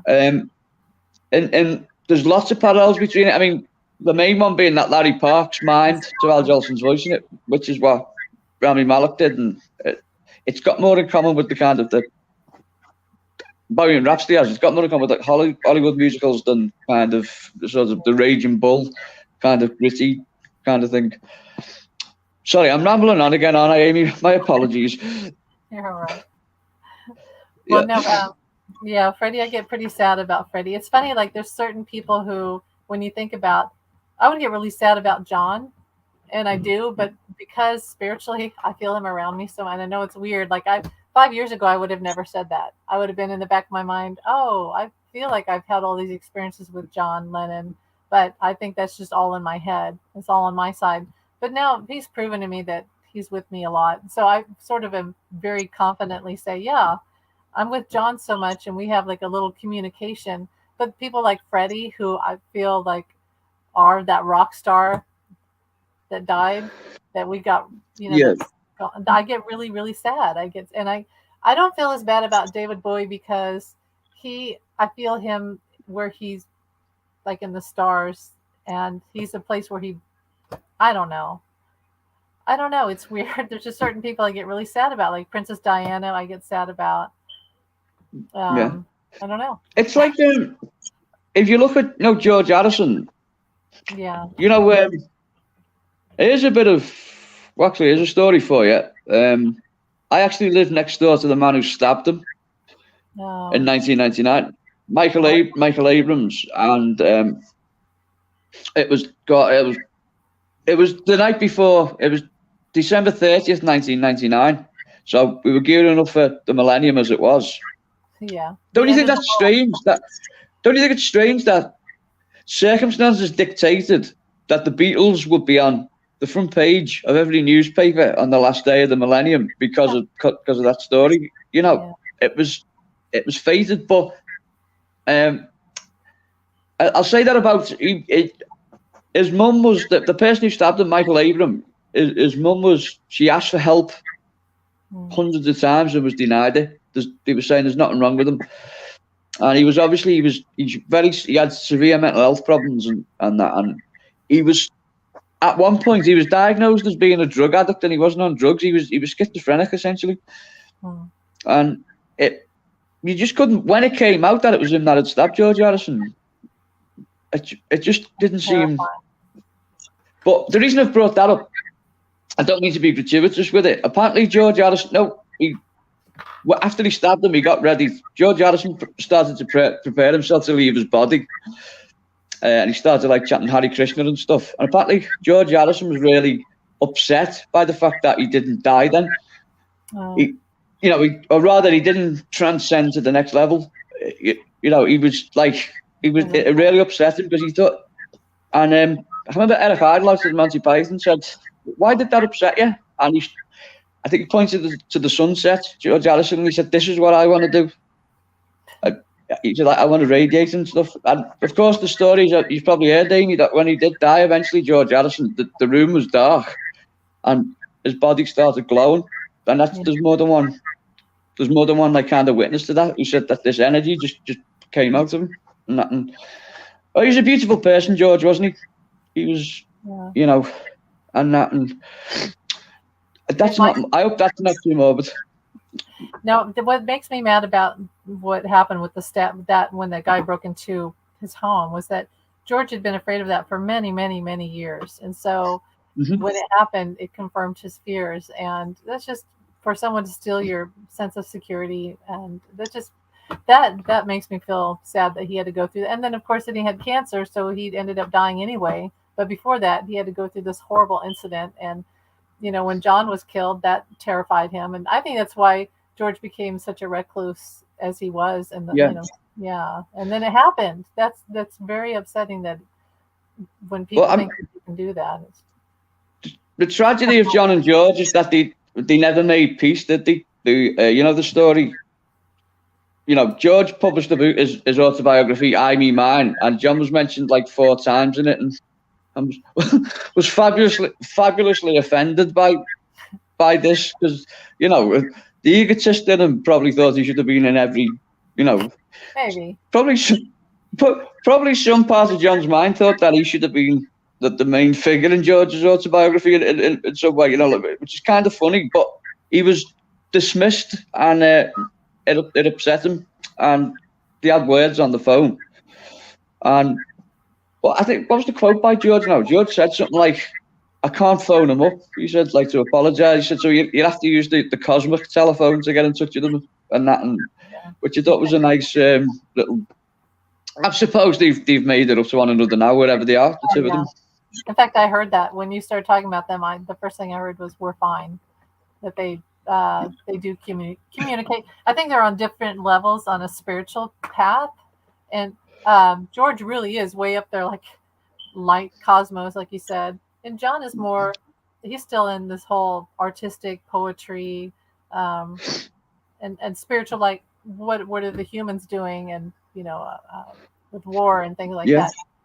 George is more on that higher consciousness, which is where he's, how they talk about there's different levels of heaven, and none are greater than the other, but just consciousness wise, George is up there in like that really high light level, and so they're not always hanging out, but they're fine with each other.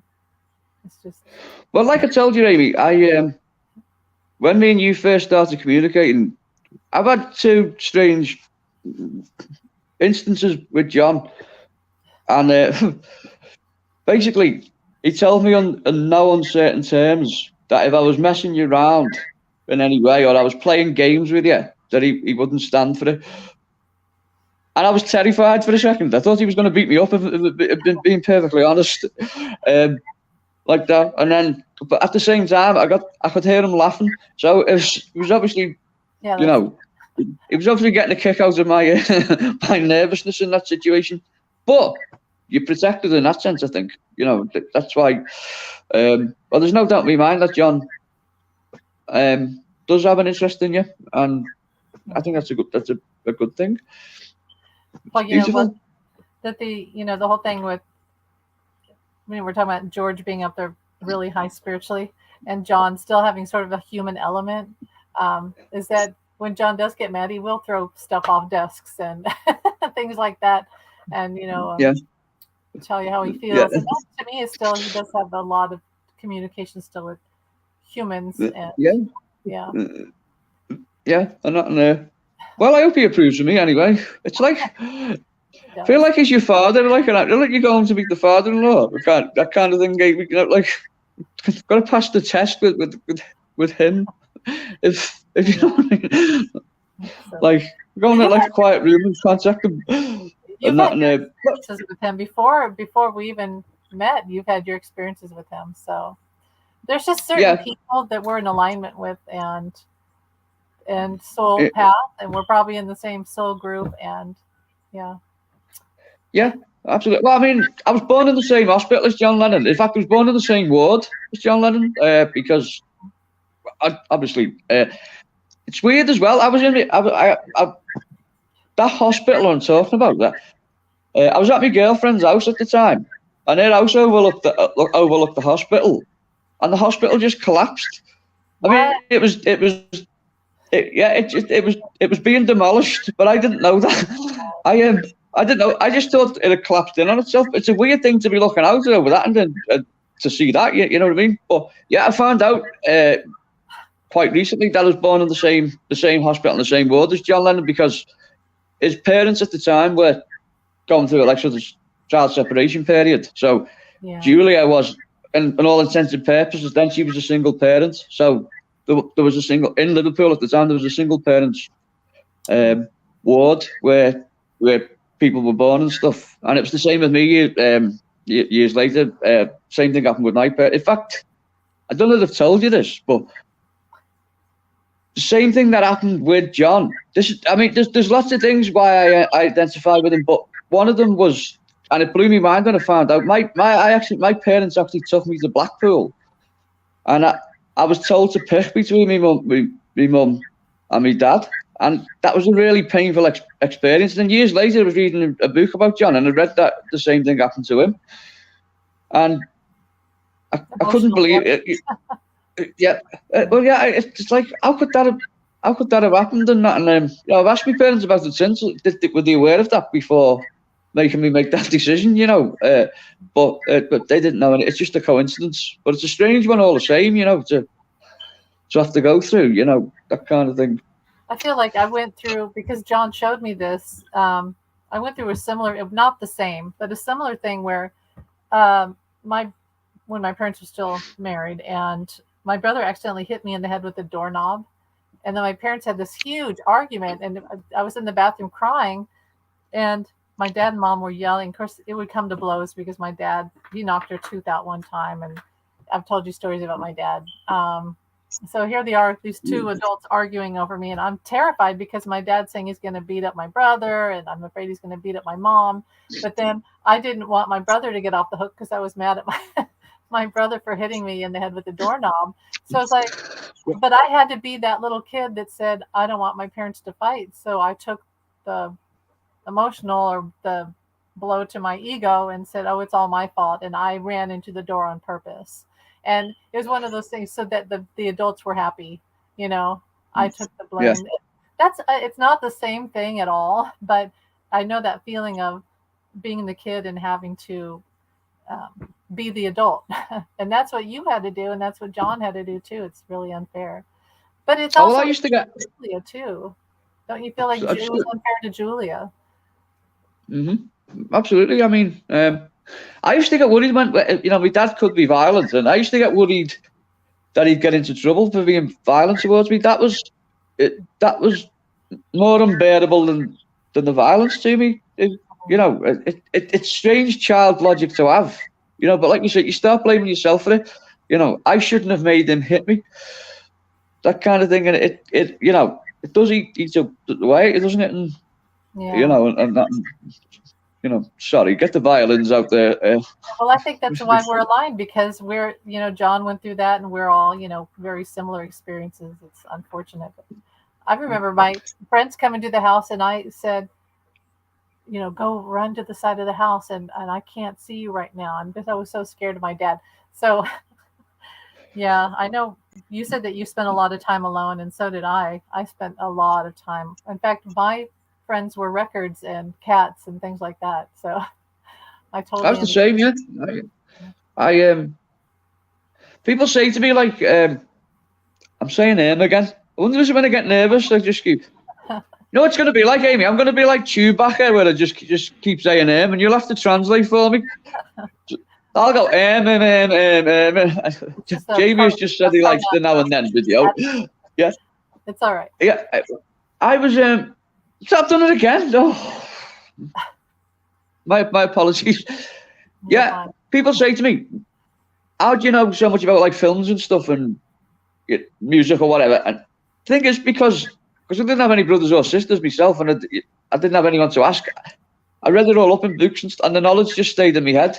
But then you don't have an outlet sometimes when you're a kid to talk to people about it or to explain. You do now with the internet, but in the 90s when I was growing up, it wasn't there. You know, didn't have that many people to talk about. But things like that just stay. If you're an only child like that in that situation, if you want to find something out, you have to find out yourself. And the easiest way to do it is read up on it, and that informs who you become. I think you things stay in your mind and whatnot. You're probably the same, Amy, I imagine. You know, and that. And you know, I think everyone's got family issues to a certain degree, haven't they? Yeah. Like, you know, most people do. They just don't admit it.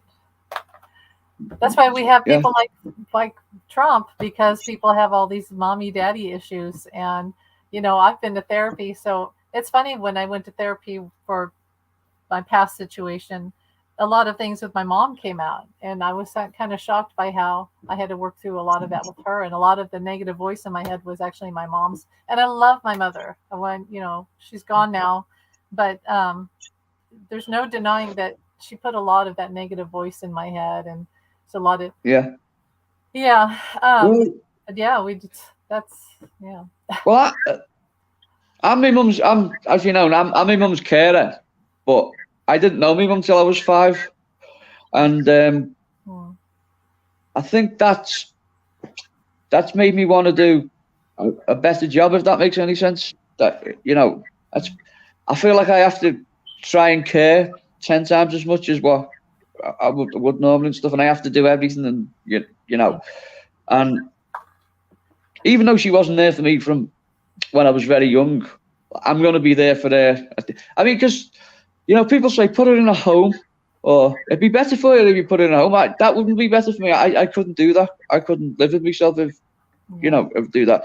I have to be there for her to, you know, to help her through, and it's for my own satisfaction, basically. I know that sounds selfish to say that, but like, I wanted to get better as well, you know, and that. But like, you get people.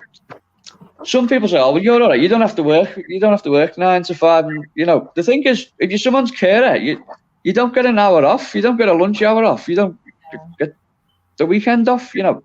Oh, poor me. I don't mean to sound like that, Amy. You know. No, it's a hard job. You know, it's hard. I didn't have to do that with my mom because she died of cancer, but I do remember thinking, sorry. What if but I remember thinking, I did in her last few months. I've experienced it all very fast, and so I know what it's like. But the thing was, I remember thinking, could I take on my mom if she gets dementia or Alzheimer's or whatever? And thinking, well, I wouldn't put her in a home either, because that's not what you should do to your family. So I totally understand it. I understand that. I know that sometimes you can't help it. Some people, they have to do that, and it works for them to do that. But to each their own. And personally, I would have had my mom live with me, and And well, I mean, that's best. That's the best arrangement for me as well. I like it'd bring its own anxieties if she was in a home and I was off doing something. But at the same time, that's the dichotomy is that I've had career opportunities and stuff that I've had to walk away from, and things have presented themselves that I haven't been able to do because of being a carer.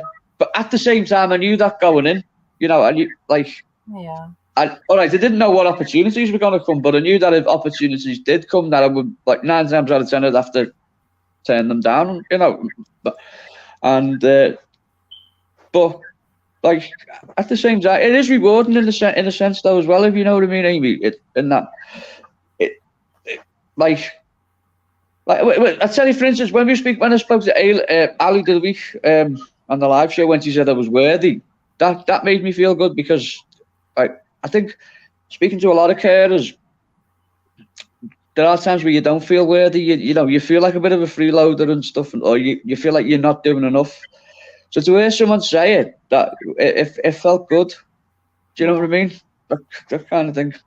Yeah. Sorry, this is very morbid, you know, but. No, maybe there's somebody that needs to hear it. So that's how I always feel about it. It's good for you. It's cathartic for you, and and you are worthy.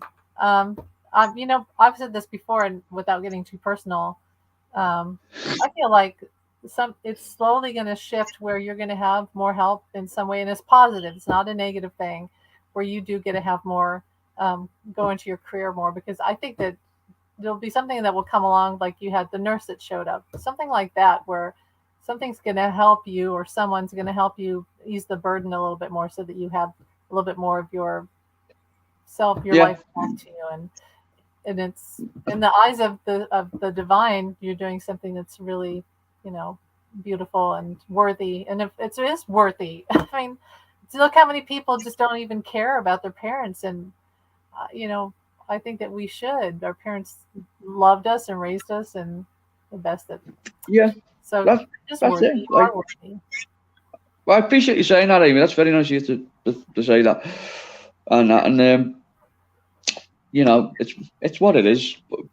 But then at the same time, I can't say, well, I've missed auditions and stuff because of certain things. It has put me at a low. But those Right. things are superficial, I suppose.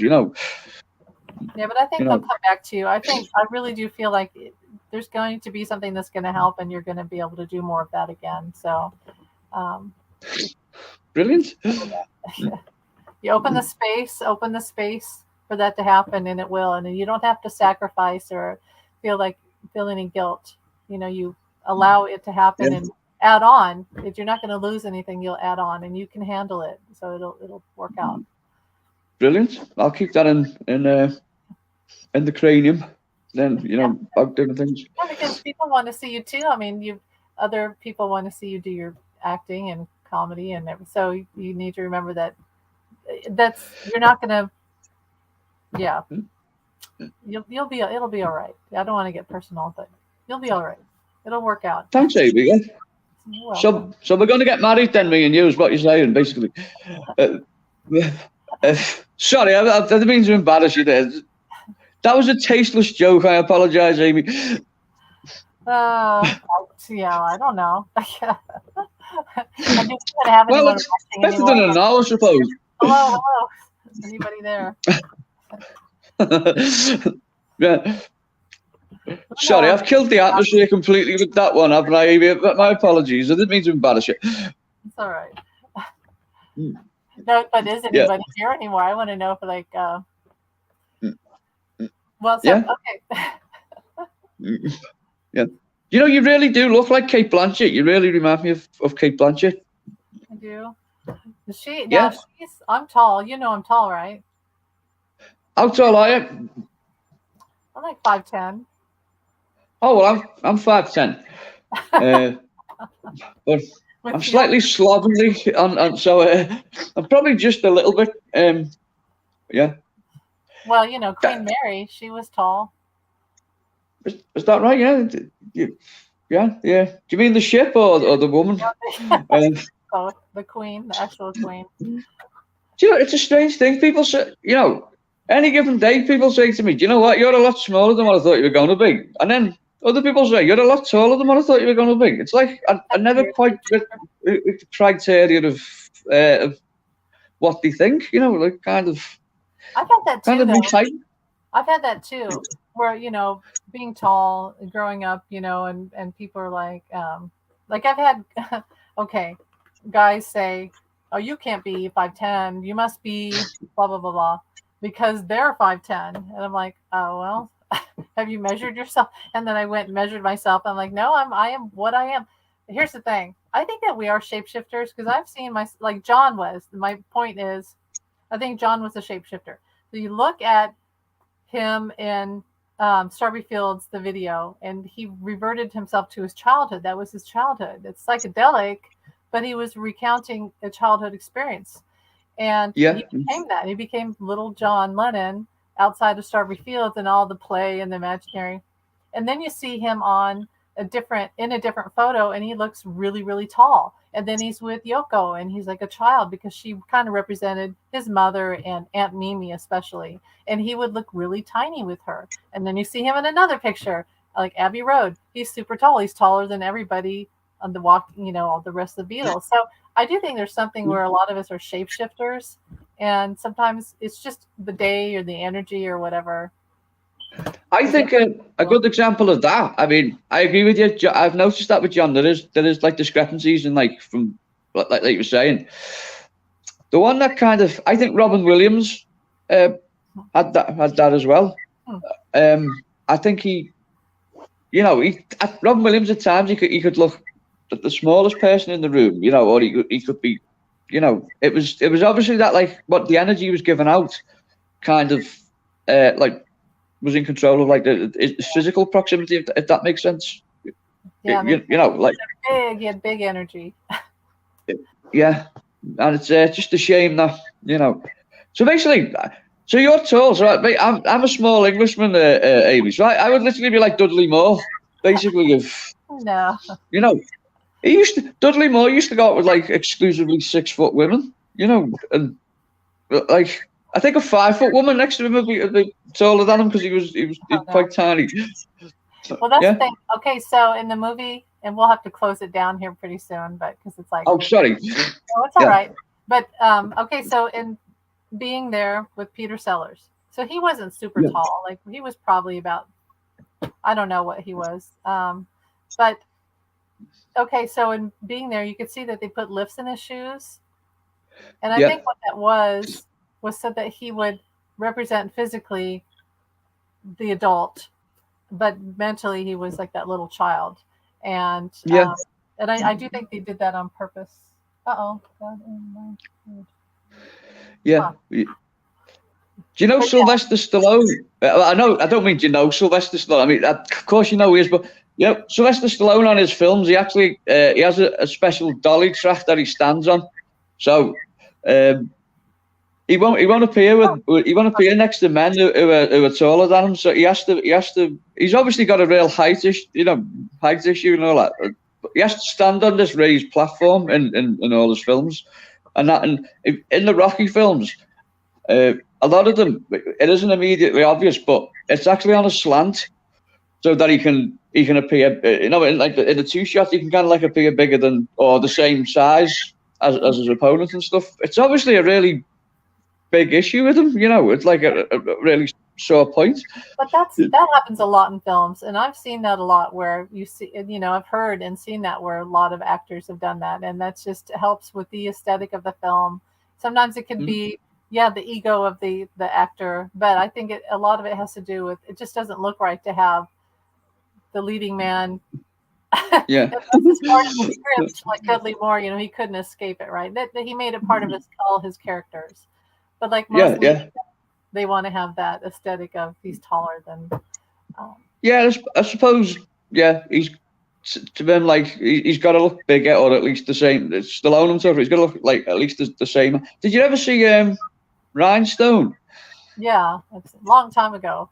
It's been like forever. Good Lord! I mean, one time. How'd you arrive at that point? We're gonna do a country and western musical, and we're going to get Sylvester Stallone, who has difficulty talking. We're going to get him to sing, and it's just ridiculous, wasn't it? It's the 80s. The 80s were like that. I saw, and I'd never heard of it. Bob Dylan was in 1980s, like 1987 or something, with that whole hair band era, and he did a film where he played like the lead singer of a rock band. And horrible movie. And Heart of Fire. Yeah, I know. Yeah, it was. It was kind of like a cartoony version of rock and roll rather than it was. I know the one you mean. Yeah, but then the 80s wasn't a good era for musicals, was it? I mean, for every good one, you had like Xanadu. Do you remember that? Xanadu with Olivia Newton-John and. Yeah, I don't think I've ever watched Xanadu. I've heard of it.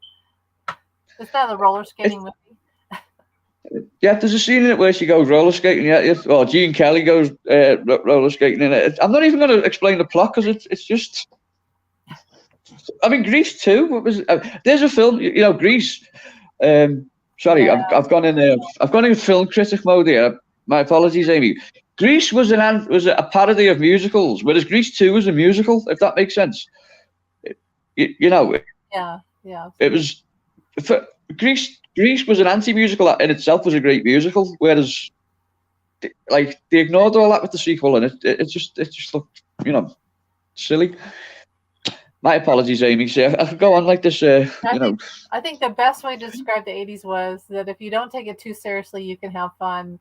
Because I do let's pretend like we're in the 80s again, and I'll turn on some old, and you get that sound and the look, and you're like, oh, I remember my mother was still alive, and so yeah.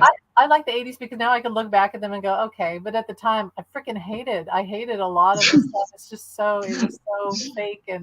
But let's say a good way to describe the 80s was Saturday Night Fever, and then what's the sequel, right? Staying Alive. Staying Alive, which is like such a bad. I mean, it's actually not the worst movie I've ever seen, but it's so different. The authenticity is completely gone. The story is pretty bad. Yeah. Stallone put him in a leopard skin thong. He's got a white suit in Saturday Night Fever. Like, what's this missing? We need to get him in a leopard.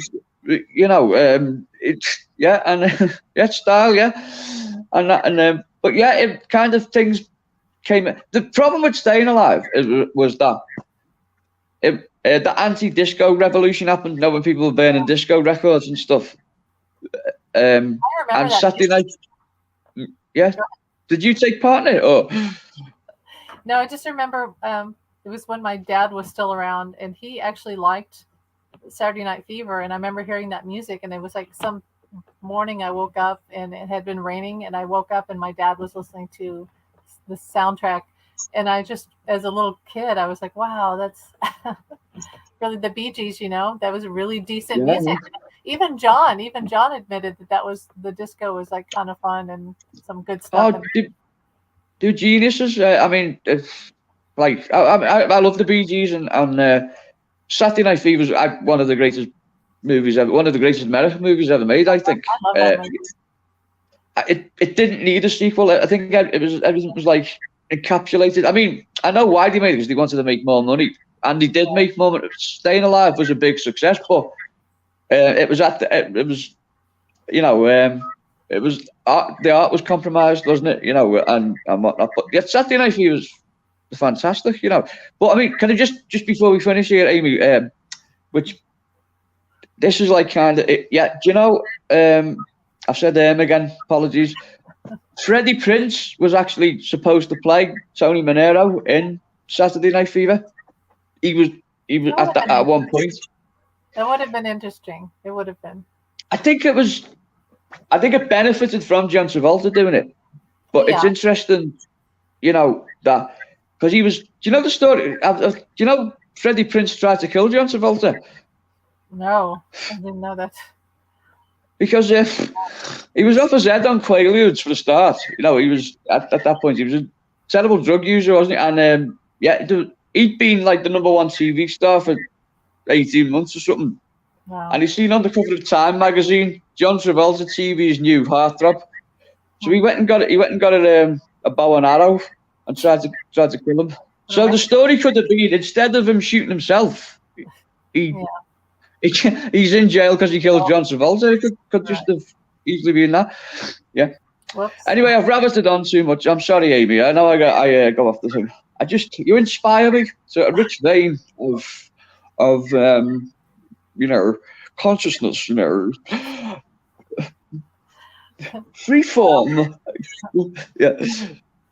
Well, we'll have to talk again about movies, and I know we didn't get to do the Halloween thing, but we'll talk. We should try to have a topic that we really stick to, like for each show, for movies or whatever. But I'm glad that we got to talk about the Beatles again, because that was with the song. And I'll tell you what, that with now and then when we listen to it, my first thought was, oh, well, it was overproduced. I kind of got mad at myself afterwards, like, why did you say that? I think that's just how I am, because really, I did love the song, and I've listened to it on the way to work, with the sunset and the fall happening, and every night when I drive to work, I listen to that song, and it really touches me. And I feel that they did a beautiful job, and I don't know if anyone should even try, but I think that other bands will try. Like I do think Queen's going to try, maybe the Doors will, but I don't know. The Doors maybe not. I think they're Yeah. still the others are still alive, but yeah, we got to talk about Well, the Beatles and everything. well, when you just said that again, I just thought of Karen Carpenter. I don't know why, but like I said, I get a feeling you're connected to Karen Carpenter, and that, and I Karen heard that Carpenter, song. she was recording an album when she died, wasn't she? That Oh a yeah, few of the tracks, and a lot of them haven't been heard. I'd love to hear it because you should call me. I'll do there's a it. voice. Yeah, you do it. Yeah, there you go. Yeah, yeah. We could do a duet. I could do John's voice, and you could do Karen Carpenter. There Right. you go. And that'd We be could fun. go to Vegas. We could go on the road with that, Amy, if you like. Amy and Jamie. It's like the Captain and Tennille or something Oh like no, that. no. It's that cheesy part of the '70s right there. Yeah. But when we listened to the song, you had just talked about last time about Karen Carpenter, and then we listened to the song, and that's the first thing I heard. And in that era when John died, she was still around, and I think he really liked her. And I feel like there's something to that where she kind of came through too. And I found that really interesting that you mentioned her, because every time I hear the song, I hear that influence. I hear that sort of Yeah. gothic in that sound, and What something I mean, when I've heard this has happened a couple of times when I've been talking to you. I mean, I know we've only spoken a couple of times like this in person, physically and stuff. But when I've been typing, I think yesterday once more. I'm not sure what the connection is to you, but that has come through a couple of times. That song, well, and I've racked. Do you know the song yesterday once more? Mhm. That's kind of I've racked my brains a couple of times thinking, well, what does it mean? And no tangible message has come through. Just that it's connected to you in some way, or it feels like it's connected to you. I don't know what that is. Has it ever been an important part of your life, or? What's okay? Here's something that's funny. So when I was in high school and I was in choir, and then we would do, I did a solo. The song was really old, but I did the Rose, and for Oh some right, for some reason, people really loved when I did that song. It was the first time I ever felt like I should really be a singer, because um, all these people came up to me and said in my high school, and I felt like an outsider, and they said, and I remember I told you I used to listen to Karen Carpenter all the time on my earphones in school, yeah, and so yeah. all these people came up to me and they said, "Oh my God, I was driven to tears when you sang The Rose." And so I went to bed that night, and I would always have my radio on in the background. And I woke up like 3 a.m. and The Rose is on the radio just out of nowhere. I mean, that's the song would have been Wow. gone for a long, long time. So then Yeah. the next year, I was like, well, I'm going to sing Karen Carpenter now. And she still wasn't even popular again at that point.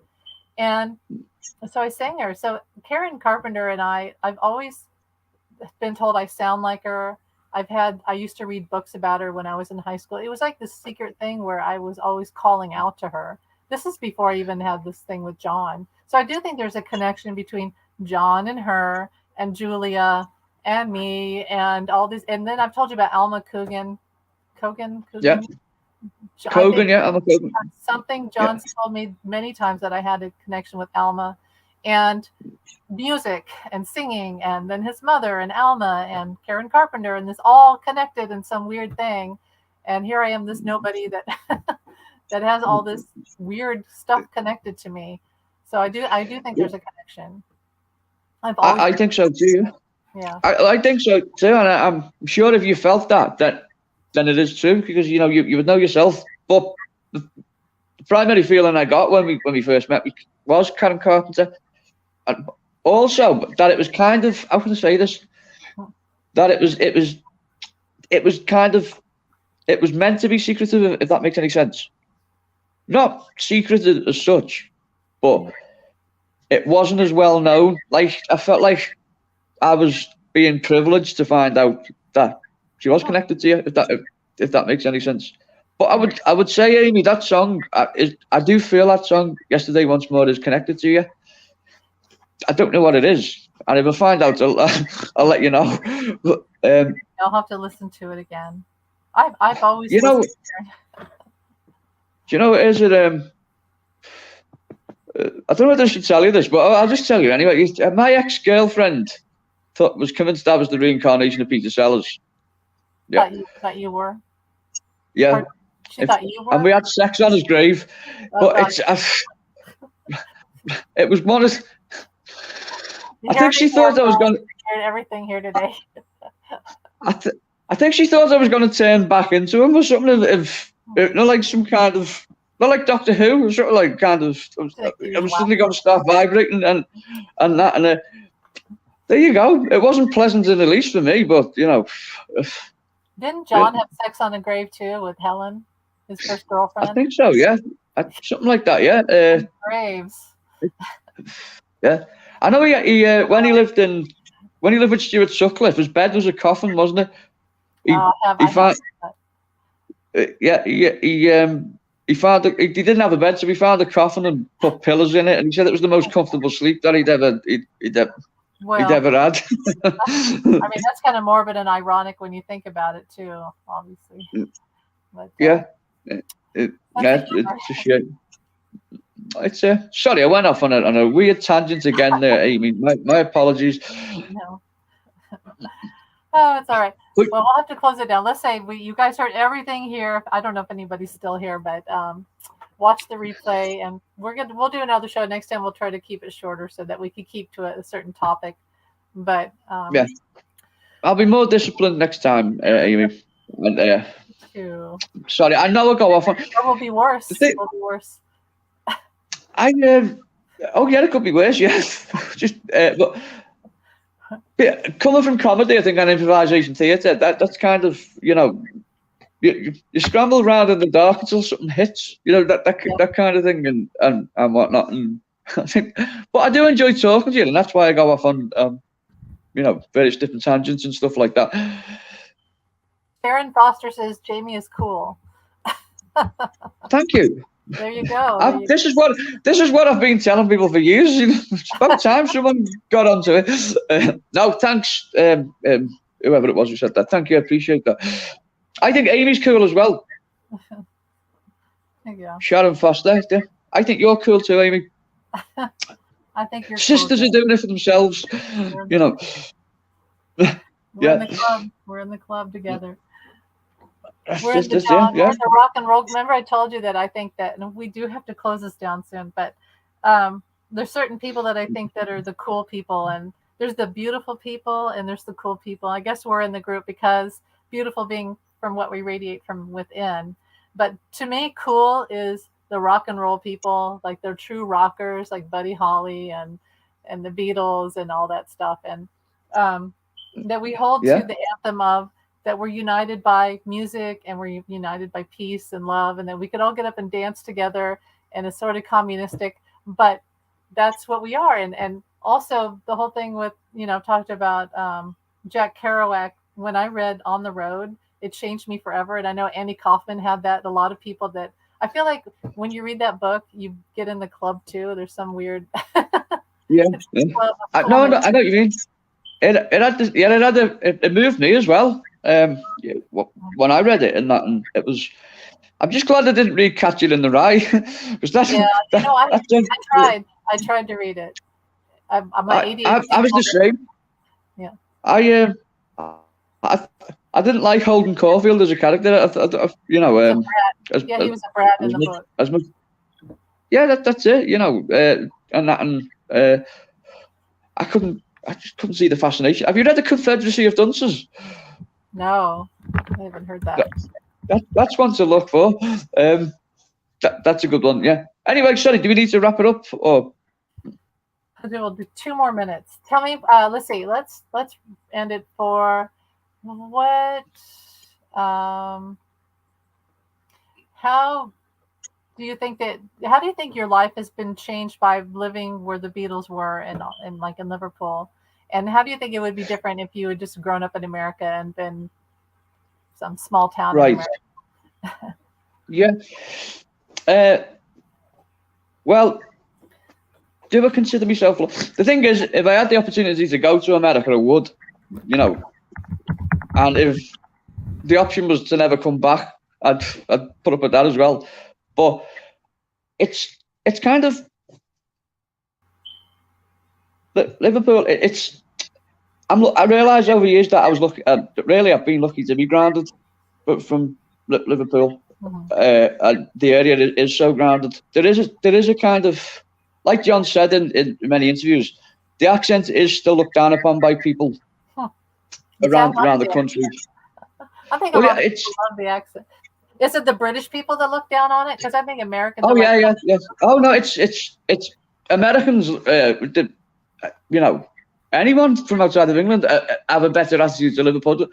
I'm trying not to use like offensive words, but we are Liverpool's people are looked down upon a lot by people from outside. But so for that, it's a disadvantage. But amongst brothers and sisters as artists or whatever it is, or friends, or it is like you're in the same mindset, and I do feel lucky in that respect. Oh, are you still here? Oh, wait, how did that happen? Are you still here, Jamie? Come back. Oh no, maybe he lost power. Okay, he's back. That's weird. Wait, how do I get you back on here? I didn't do it. I didn't ban you, so what's going on? Let me see if I can recalibrate. There you are.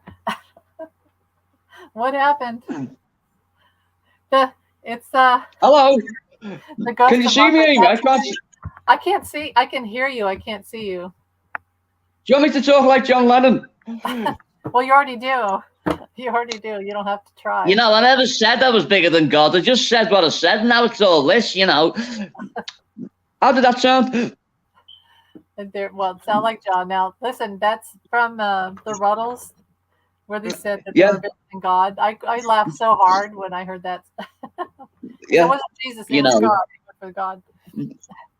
That was bigger than God. Yeah, like they went to what? Yeah, it was funny in The Simpsons. No, they did the parody of it in The Simpsons where Ned Flanders says, "I'm not bigger than Jesus," and all the atheists start attacking back. Yeah, no, maybe that was a sign that we should wrap it up. Then, do you think, Amy? Or yeah, I guess we're done here. Okay. Okay. Yeah, I can't see you anymore. I don't know if I should refresh this or not. Let me refresh it and see if that helps. Hold on, everybody. Right, man, lights on.